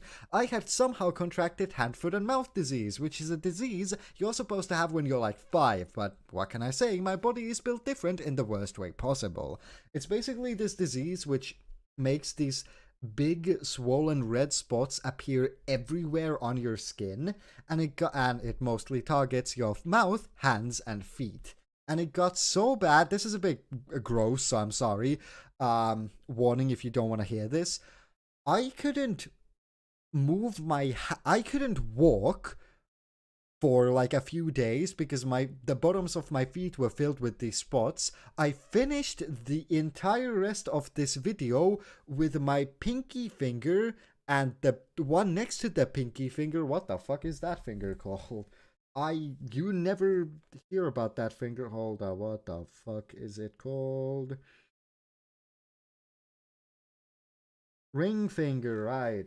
I used my pinky and ring fingers to edit the rest of the FNAF video. I think it was the movie section and the finale. Those 3 sections were edited with 4 fingers because the rest of my fingers wouldn't move because they were so filled with spots. It was fucking terrible. Then after that, I immediately got another disease, which I'm not gonna talk about because that one's a bit more personal. And then immediately after that, I got fucking COVID, and it sucked ass. 3 completely separate diseases in 3 weeks.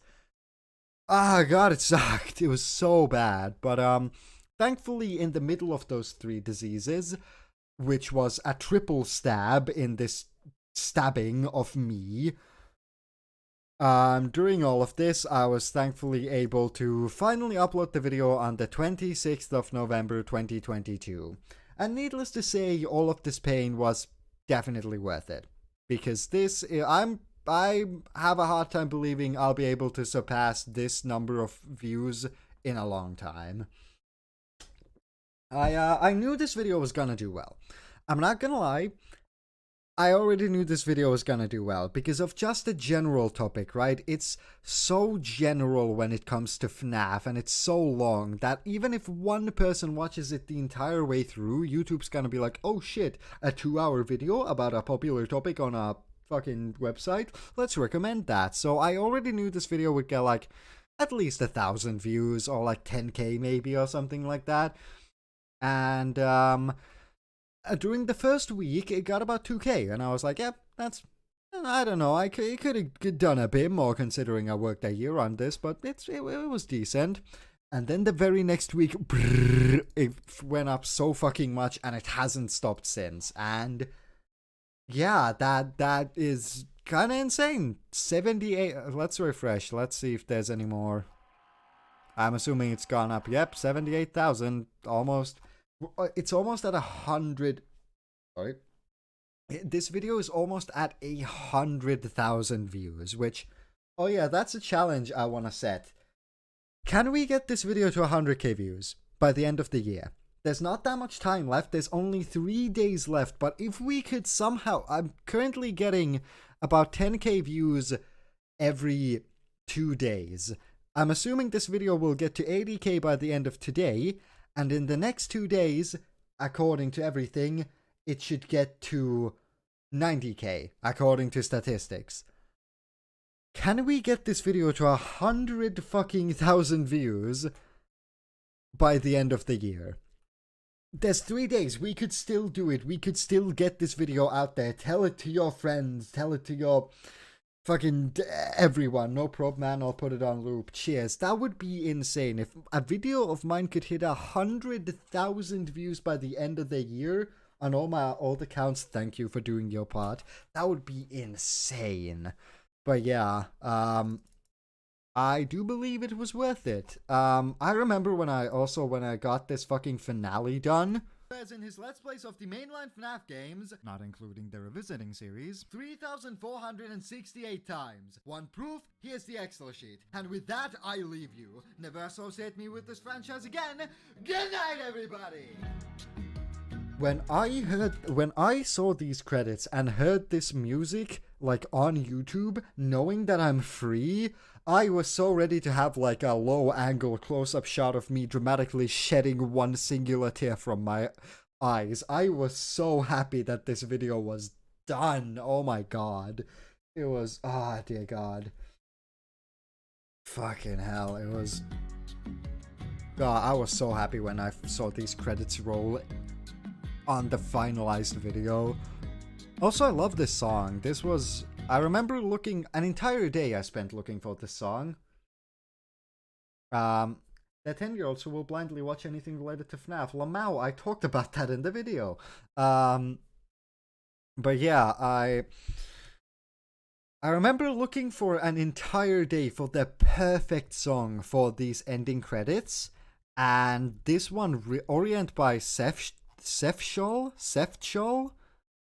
what just felt perfect for this video. It just felt right. It just had the correct vibe for the ending of the video. I'm very happy with how these ending credits turned out. Good night, everybody! Also, that scream was...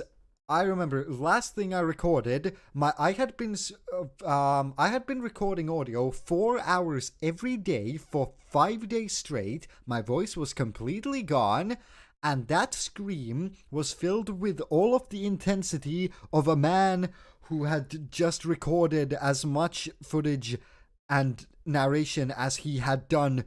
It was like half a year's worth of just work pushed into this one scream of just like, good night, I'm done, fuck you, I never have to think about FNAF again. Like that. This scream is the most genuine scream I've done so far on YouTube. I leave you. Never associate me with this franchise again. Good night, everybody! God. And then these credits hit. God. I enjoyed the ending of this video a lot. Also, this Markiplier section, I thought this would be fun. I thought counting all of these would be fun and great and cool, and I would have a lot of fun doing this. And it was fun for like the first 2 episodes, but then when you're sitting there on your laptop at 2 a.m., or was it 3 a.m.? I think it was 3 a.m., clicking one singular button, listening to Markiplier videos on 2 times speed, and every time you think you hear the fuck word, you click on one button to make sure you count it in your notepad file full of all the swears. It was not very fun.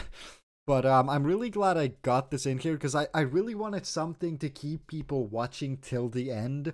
Like, I wanted something to get people to watch the ending, because the ending I do believe is quite important, because I would have guessed if this ending wasn't here, people would have asked me to do more FNAF stuff, and I wanted to make clear that this is the only thing I'm ever doing FNAF related again. So I wanted people to watch the finale, and I was like, you know what, if I put something absurdly stupid like this in here, people will watch it. Or people, like, somebody will watch it in general, then they'll tell other people, like, yo, what the fuck, this thing is at the end of this video, and then people will actually watch the finale and hear the important thing of, I'm not making FNAF videos anymore, piss off. The Excel sheet. And with that, I leave. God, but that was not fun. Associate me with- I must say, there were a lot of parts of this video that weren't that fun to make, but there were also some fun things as well. Like, where's that one part which I was really happy with? This, for some reason, there's this one specific part here where I'm explaining the FNAF VHS lore.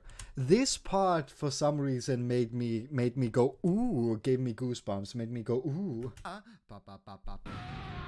The souls of everyone get set free, and William goes to hell, never to be seen again. I fucking love that. I don't know why, but I rewatched this specific section like 5 times. The question is, why would anyone count swears on Markiplier's FNAF videos? Yes. I hit the microphone. Never to be seen again. Just those 2 chords. And then the cut to Why black. couldn't the games be like this? And then absolute base take of FNAF VHS is the best thing to come out of FNAF since FNAF sister location. Anyway. Ah, God. I have a bunch of those kind of dramatic moments here and there where I cut to black, and I really like all of them. I like dramatic shit where things cut to black. I'm very happy with it. But yeah, God, this video was such a gigantic project, and I'm glad people have enjoyed it. Like, I was genuinely expecting, at this point, way more negativity than there is. But out of the 200 or so comments, only like 5 are negative. And even then, they aren't really hate comments towards me. They're more so hate comments they're more so like critiques of the video itself, which I don't count that as hate comments. Like, how I differentiate it is if somebody says this thing in this video is kind of bad or wrong or not how I'd like it to be, I'm like, okay, that's a critique of the video. But if somebody says you're fucking stupid for doing this in the video, then I'm like, okay, if it's directly at me, then it's a hate comment.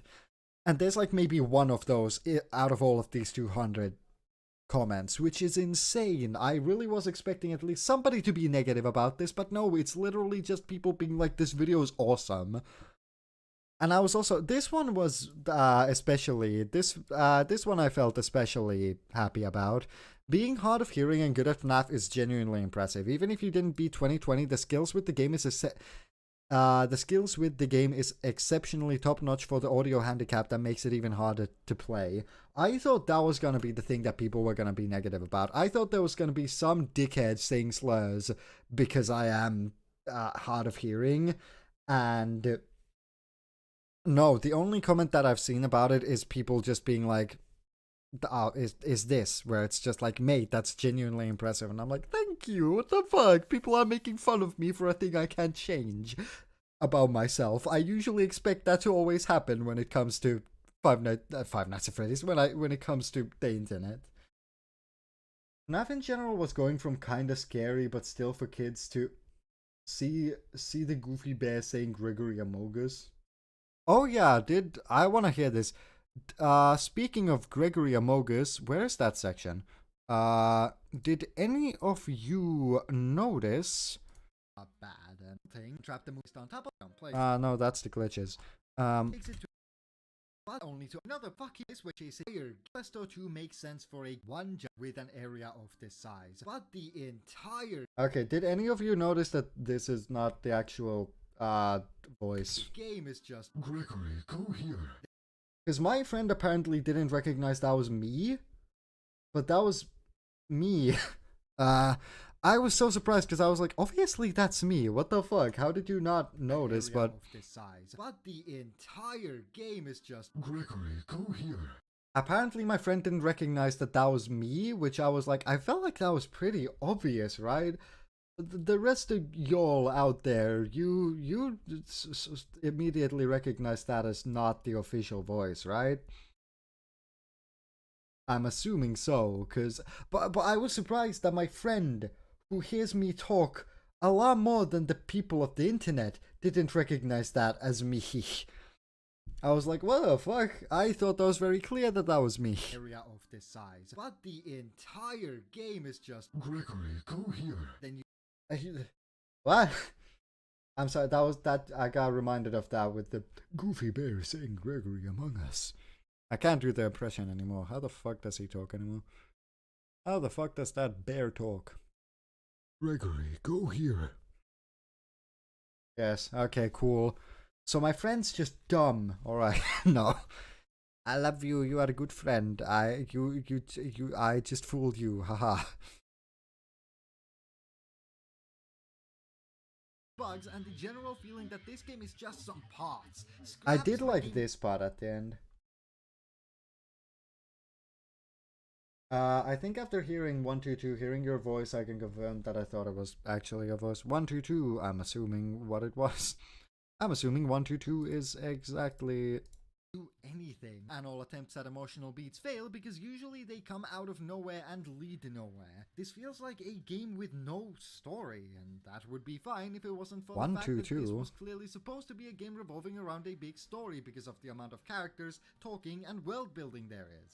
I bet if Oh, right. Okay, that's what you mean. After 1 hour and 22 minutes of hearing your voice. Right. Okay. I'm slow. But yeah, I don't have much more to say. I mean, I guess that's a tidbit. I originally wanted to have like fucking 50 people in this video originally, but then I was like, ooh, no, that's scary. Contacting that many people, that's real scary. I tried to get a few more than just Eddie into this video, like 3 to 5 people. I mean, where your voice became the bear, right.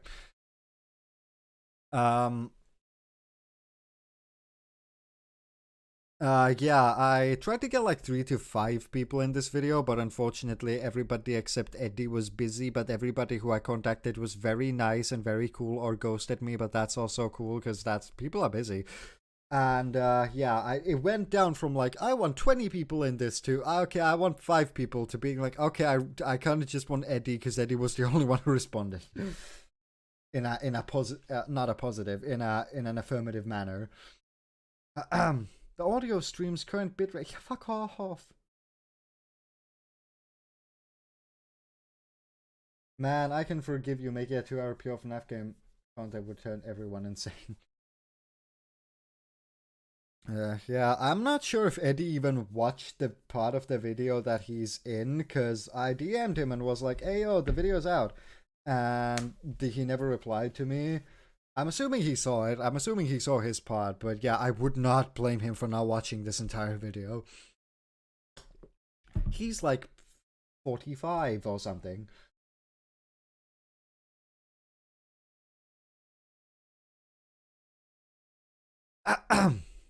Sorry, water consumption. Lovely.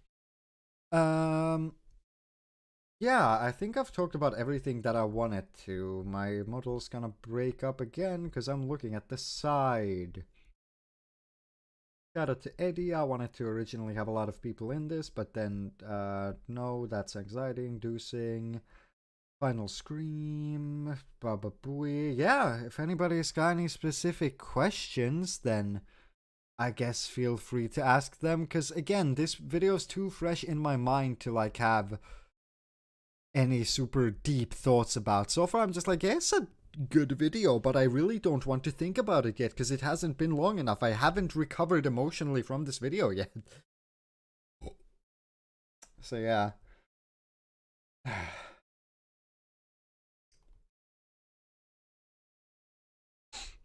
It is. It was a fucking adventure. Oh, I guess I could tell you my favorite part. One of my favorite parts is definitely this FNAF VR section where me and my friends are just fucking screaming.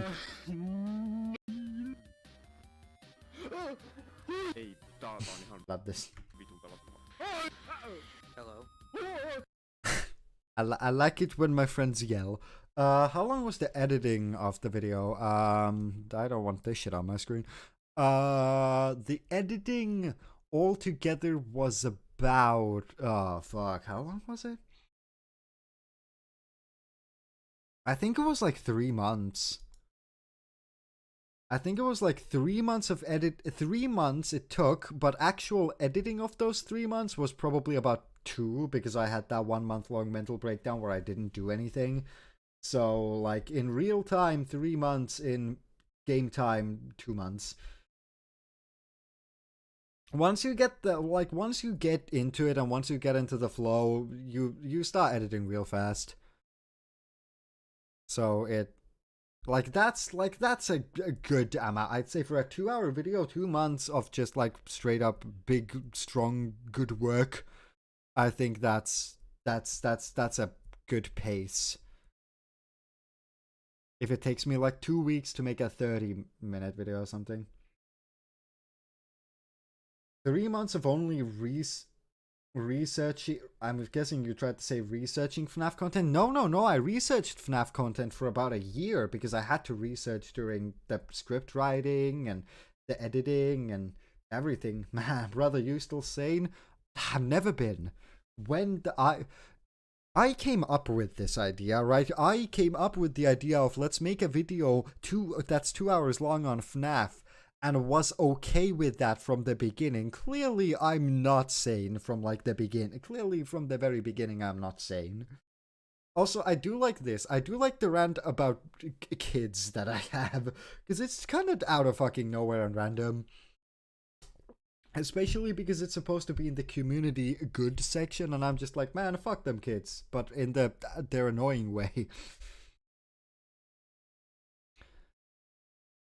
Yeah, there's a bunch of parts in this video that I enjoy. Some less.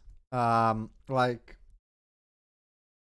yeah, exactly. I made a 2-hour video on FNAF. Clearly, I'm not. FNAF 1 section, I really like. FNAF 2 section's good. FNAF 3 section's good. FNAF 4's, I think, okay. FNAF World section's... Oh, this is the one that I got the most flack for, because people really like FNAF World, and I don't, but, you know, to each their own. I fucking love the Sys location section. The Pizzeria Simulator section is good. UCN section's whatever. Almost beat 50-20 mode. That was a fun little thing to throw in there. FNAF VR, I love this section. This one's ass. I really don't like the FNAF AR section. The Security Breach section is decent. This section's okay. FNAF books, this entire book section is just like whatever. The movies are kind of whatever, and the community one I'm very happy with. No, wait, this is my favorite section. I fucking love the Garfield phenomena. I fucking love this part because it comes so out of nowhere. I saw nobody complaining about this or like questioning this. They were just like, yeah, this makes sense. I was really expecting somebody to not watch this section up until the point where I explain how it relates to everything. And I was certain somebody would comment like, what the fuck is this part? But yeah, I love this part because I get to... I have no clue where else in my life I could have been able to gush about this video and how it's one of the best videos on the internet. I love what the internet did to Garfield. It's such a good video. And I'm very surprised that people... not like didn't question it at all. But yeah, FNAF video, yeah. I don't have my thoughts gathered on it enough to give like an even lot to give. As you saw, like the further we go into this, the less I have to say about these because it is mostly the retrospective thoughts that fill up the time when it comes to recapping stuff. Are you going to make a video about Garfield horror? I mean, Eyepatch did he made the perfect video. I can't do any better than him, so why would I? Like, there's nothing I can add to it. So yeah, yeah, the Dead Star video I had the most to say about because it's the one that I have been able to get.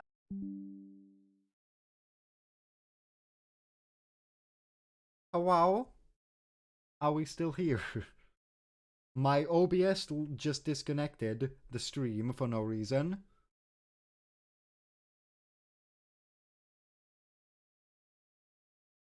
Hello. Are we here? Can people hear me? That was scary. I don't like that. The connection's been great so far. Why the fuck would you do that? No. I don't want to be dead. I want to be alive. I have 2 more videos to go through. No. I'm here. No.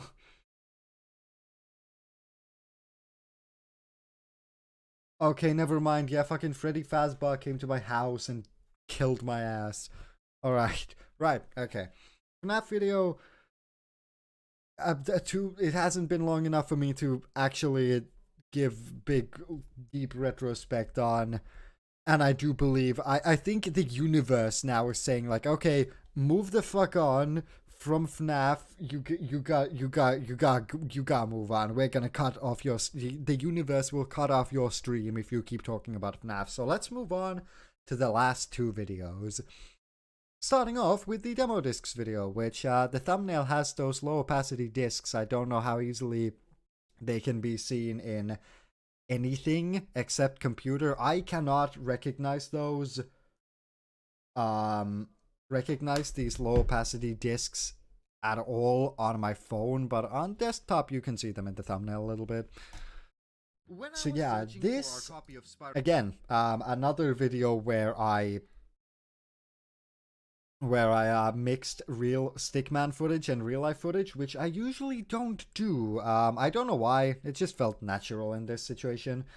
This is the least researched video on my channel, because this video was kind of made in the middle of me working on the FNAF video, because I knew I wanted to have something to upload immediately after the FNAF video to keep momentum going, and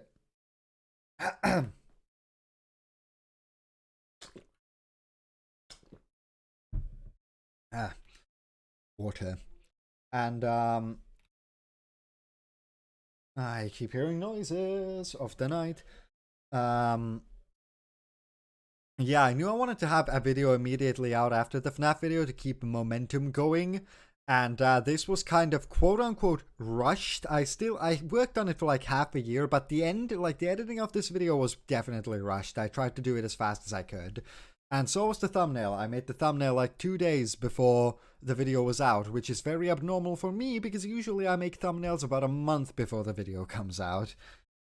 Spyro 3 for my Spyro video, which you should go watch right after this video. I already did. Shut up, me. Order. I stumbled across something in the back of the Void of Dust that is my parents' drawer. I booted up a few into my PS1 and had a pretty fun time looking through all of their contents. I did. Then I forgot about them for a year. I did. The same Spyro video. I'm not very fast. I suddenly remembered these little critters again and decided I couldn't be bothered to get more music, so I just used Mysterious Meadows again. Sometimes nightmarish treasure trove that are the PS1 demo discs.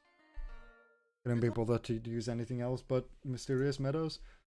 But yeah, this video is okay. I don't know. I like it. It's a bit badly researched. Like, there's that one person who talks about, yeah, the Action Man game that I talk about is not a racing game, but I couldn't be bothered to like look it up after playing the demo. I was just like, yeah, it's a racing game, definitely.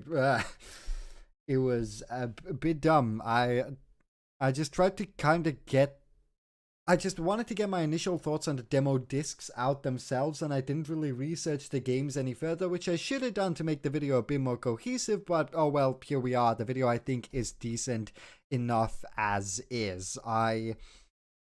again, this one's very recent, so I really don't have much to say about this one. I just wanted to have something to get out there immediately after the FNAF video. It's a bit rushed in certain sections and not amazingly well researched. Also, I think every single commenter here talks about how they're super nostalgic for this for these demo discs, meaning every single one of these people is older than me. Lamau, I wasn't a 90s kid. I don't have nostalgia for these things because of that. I mean, so could they. I'm just assuming all of these people are old as fuck.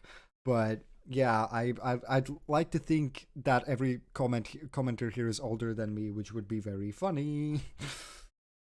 But yeah, also, again, biggest preach to Game Gamer, because when I emailed them about how the Spyro video is out, they were like, hey, also, if you ever need to use my footage for any other video in the future, feel free to. You can just use any footage I have on the channel. And I was like, oh my god, thank you, yes.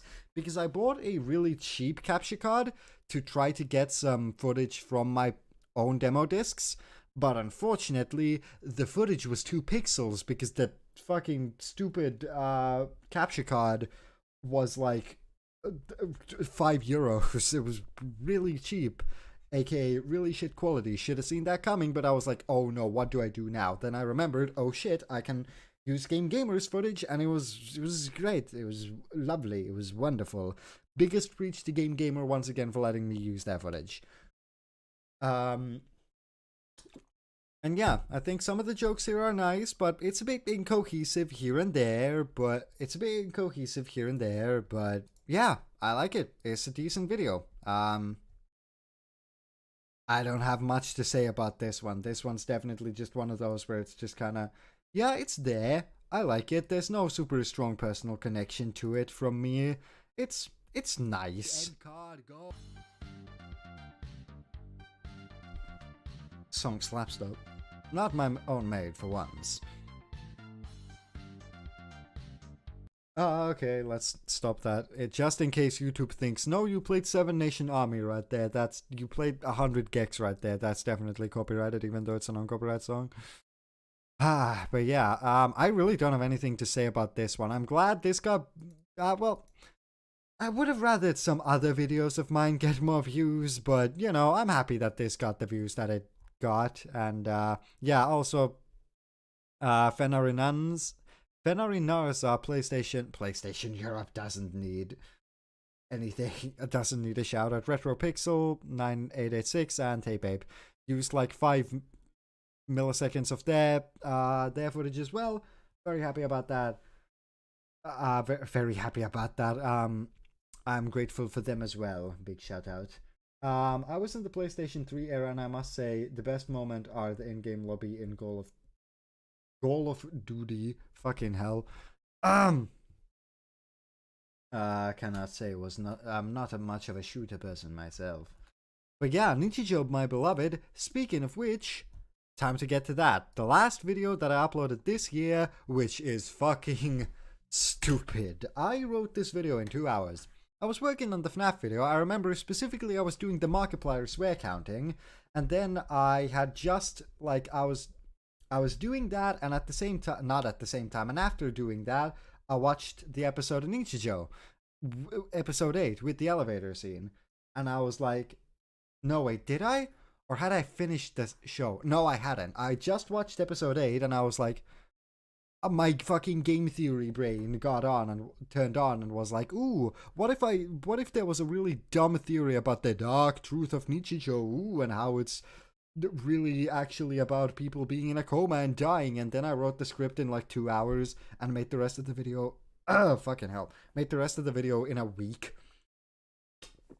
And I got some jibations happening here, so that's great. I achieved my goal. This video is so dumb.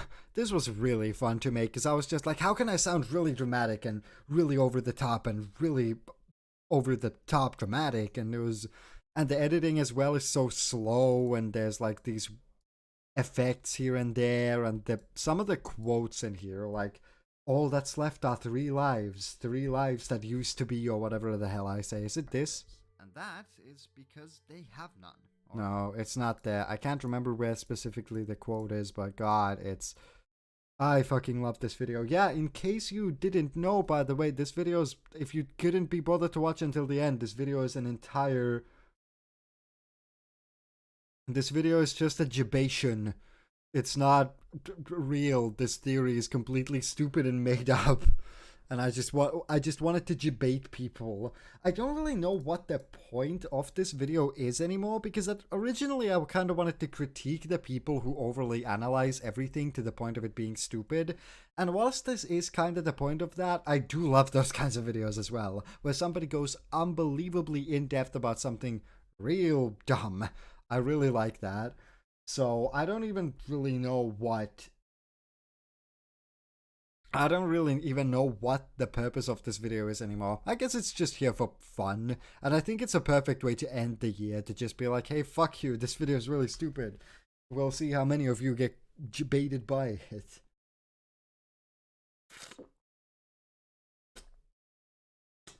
So yeah, the Nichijou video was just a nice, fun way to end the year, and I'm very surprised that this many people watched it.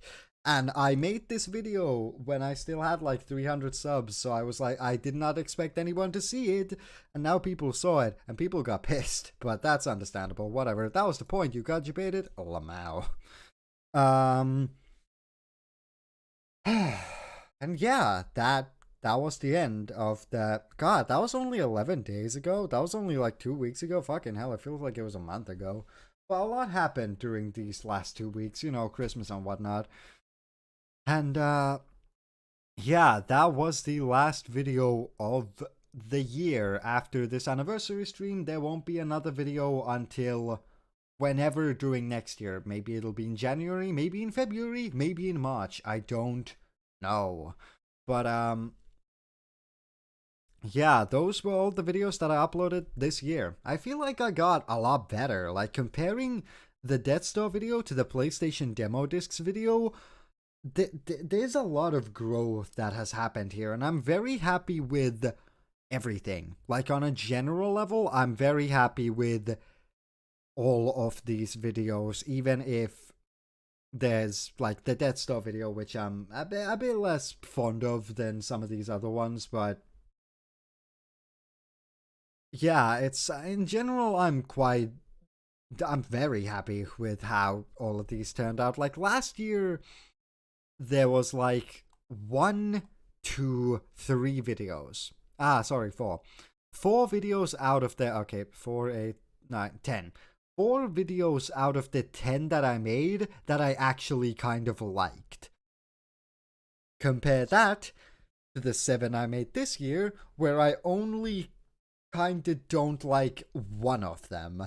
That's a major improvement. I'm improving. And I asked some of my friends for, like, thoughts on me on Superior as just like a channel, and one of my friends said that they definitely want to see how my style evolves, and I do agree with them. I'm definitely still in a phase where my style isn't fully developed, but it is getting there, and I'm glad I'm getting more, I guess, personality into these videos, because compared to this, if I watch this again, which I won't, because I think who truly want content, that it's a bit cringe now. But yeah, like, this is a lot more generic than this. I've grown as a creator a lot, and I am very happy about that. And I also got to collab with, well, one other person. I got to include. The videos felt more.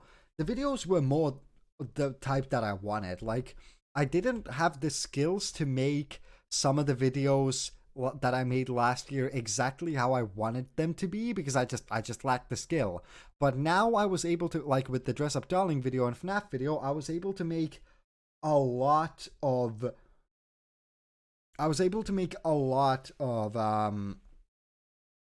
things exactly how I wanted, which was not possible last year. Are you going to make something with VHS tapes for the next year? Like I make something, like I make a VHS tapes series, or I talk about VHS tapes, or like because I don't think I have any. I'm not going to do anything about like analog horror because I really don't give a fuck about it. As much as I like FNAF VHS, I don't give a shit about analog horror. And I don't have any VHS tapes of my past that would be that fun to look into. So probably not, no matter what that question entails fully. But yeah, I am glad how much I was able to grow this year as a creator, just like reviewing. I meant that. Yeah, no, probably not, because I don't have any that I'd like to. But we'll see if something cool comes out. But yeah, also numbers wise, I am a statistic loving bastard, and I love when numbers go up. So I think I wrote it down. Yeah, I was at 340 subscribers at this exact point in time last year. My most viewed video had 13k views, and every video had an average of 30, 40 views. Oh no, wait, 60, 70 views or something like that. And now, a year later, I'm at 1,522 or something like that. The most viewed video I have is almost at 100k, and this is the thing that I'm most happy about. Every good video on my channel, which isn't a shitpost or a song, or this horrible first video, has over 100 views. Which was one of my goals. I have some secret goals every year, like active and passive goals every year that I have, like yearly, like New Year's resolutions, I guess, like active and passive goals for every year, which I don't really tell to the public, but unless they are met. And this year for this channel, every passive goal, aka goals involving numbers, were met. Like, I wanted to hit 1,000 this year. I went well beyond that. I wanted every video of mine that's good to have over 100 views. They have that. I wanted at least one other video to hit 10k. It did that. Like, every single one.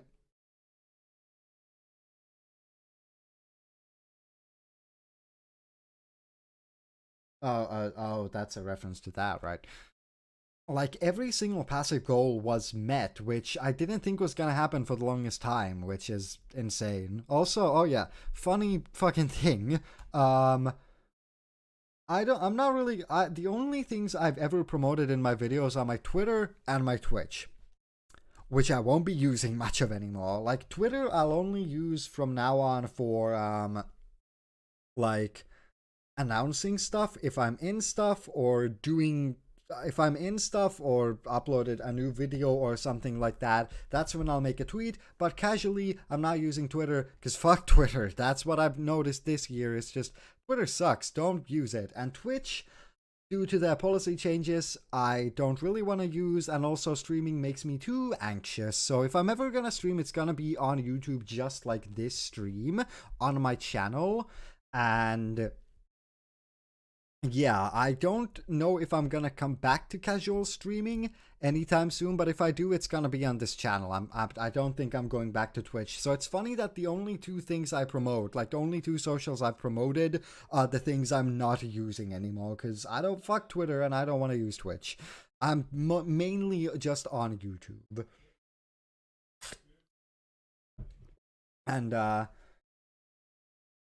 yeah, it's kind of insane that I hit every single goal of mine this year. That I didn't think that was gonna happen. I didn't think I was gonna be able to upload, even though I didn't upload much. I didn't think I was gonna be able to hit all of these videos, but I did, and had some time to chill the fuck out by the end of the year as well, which is surprising. I didn't think I'd hit the numbers that I did. I didn't think I'd grow as a person as much as I did. This year, just in general, was like growth wise, personal and statistical good, even though in general this year it sucked ass.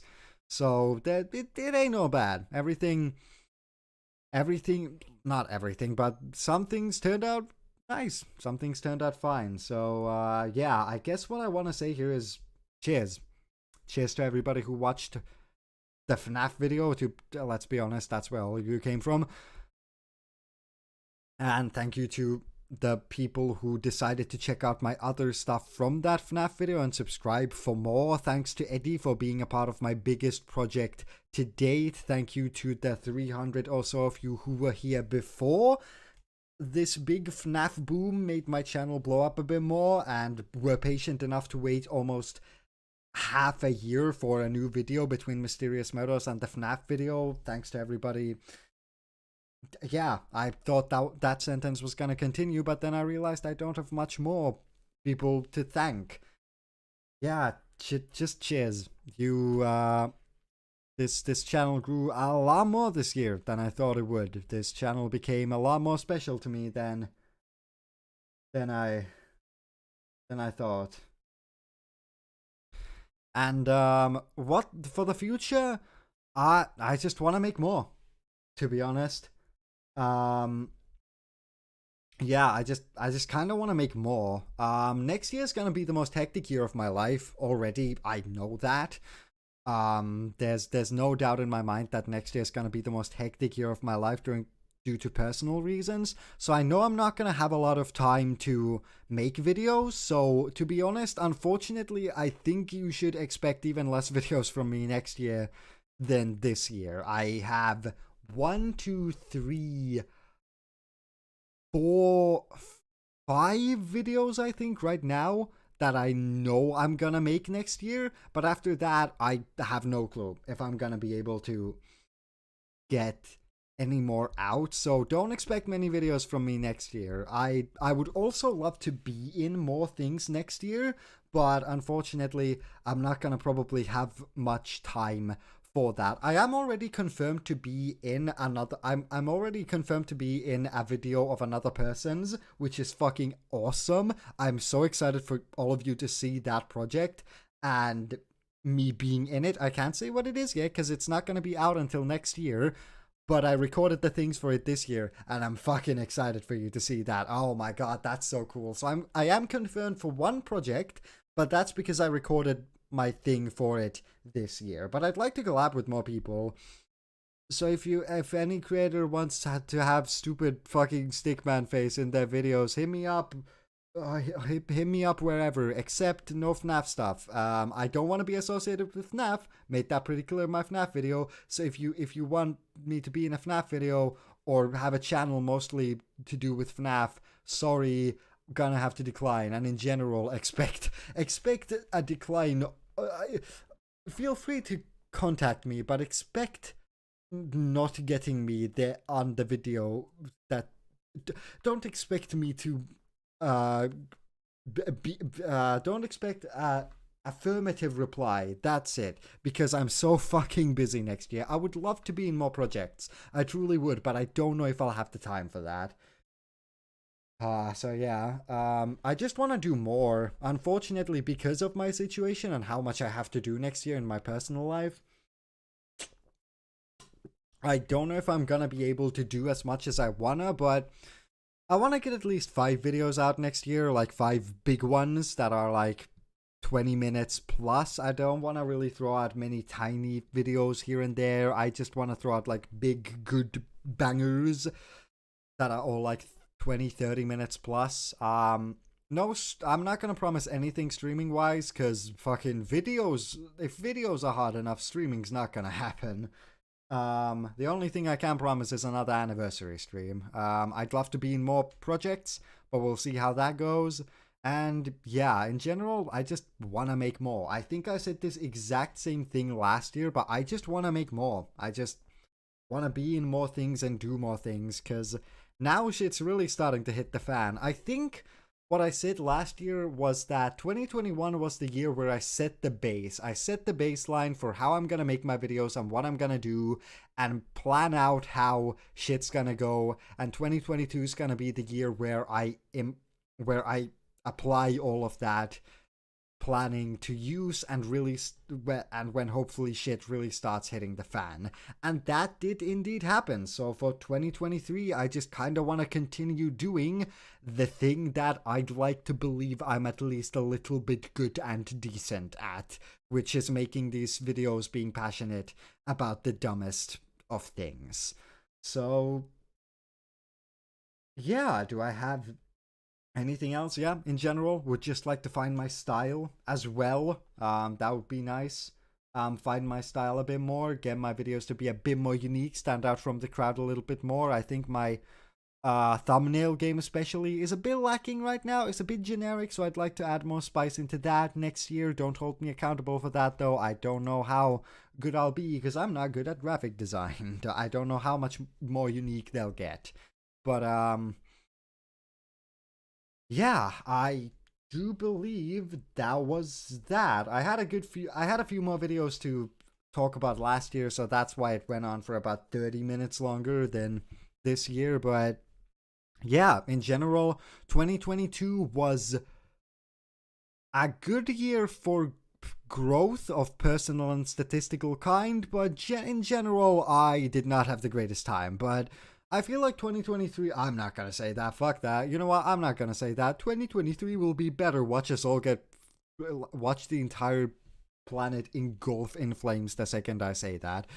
I'm not gonna say that, so it doesn't become a poorly aged clip. But let's just hope that 2023 will be better for everyone, and that the personal growth and everything like that. Let's just hope that next year will be better for everyone when it comes to everything. And I just kind of want to keep doing what I like to do. So yeah, 3 a.m. clickbait everything. Just put a red filter and scary YouTube video. Might as well. You know what? Fuck it. I'm changing the entire format of TheSyperior from genuinely passionate video essays about things I care about to shitty clickbait horror videos for tiny kitty winks. Let's go, baby. To be honest, that would get more views than the shit that I'm making right now. That's the unfortunate truth. But don't worry, I ain't doing that. The one video once every blue moon that actually has some passion put behind it will be the format that I'm gonna go with for the foreseen future. So yeah, do I have anything else specifically to say? Abandon integrity, become morgues. I'm gonna go with a no on that one, Chief. But yeah, I just threw a fucking hair thing on the ground. A hair tie, that's the name. Yeah. Thanks everybody for yeah, I guess how do I end things? I'm starting to word even less and less good as the stream goes on. I guess the stream is going to end now. Thanks everybody for joining me today. Thanks to Eric and Tuslane, is how you say your name, maybe. And who else was here? Planet Mooney and Icefair for coming in and chatting with me this year. Last year, the stream literally had 0 viewers the entire time, so to have some people here was really nice. Listen to me yap about my stupid self. Thank you to everybody who joined the stream anywhere in the beginning. Thank you to everyone who joined in at the very end. Thank you to everybody who joined in at anywhere in between. I'm gonna go chill the fuck out and have fun with friends for the rest of the year, and next year I'm gonna get on that grind again, doing stuff in my personal life and hopefully getting a good few more videos out for you to enjoy with your eyes, ears, and maybe even mouth. I don't know. Eat your phones, kids. Yeah, good luck in the new year. Happy New Year, everybody. Hopefully 2023 treats us better. I can't say that with any kind of confidence considering how the years have gone, the past few years have gone, but yeah, I think that was the 2nd anniversary stream done, so Sigma grind, you know it, baby. And yeah, thank you everybody so much for watching the anniversary stream. Thanks for being here, and I will see you, well, at the very least, next year. No, wait, no, I will see you next year because of the anniversary stream. Just how many times I'll see you in live stream format? Probably like once or twice, I'd say, probably. So yeah, I'm gonna switch to a more... There we go, I'll switch to this. I can say goodbye here because this is more intimate, I don't know. Well, this is not that kind of a relationship, all right? But yeah, cheers everyone for watching, and I'll see you next year, probably like once for a live stream and a good few other times for a video. So yeah, goodbye.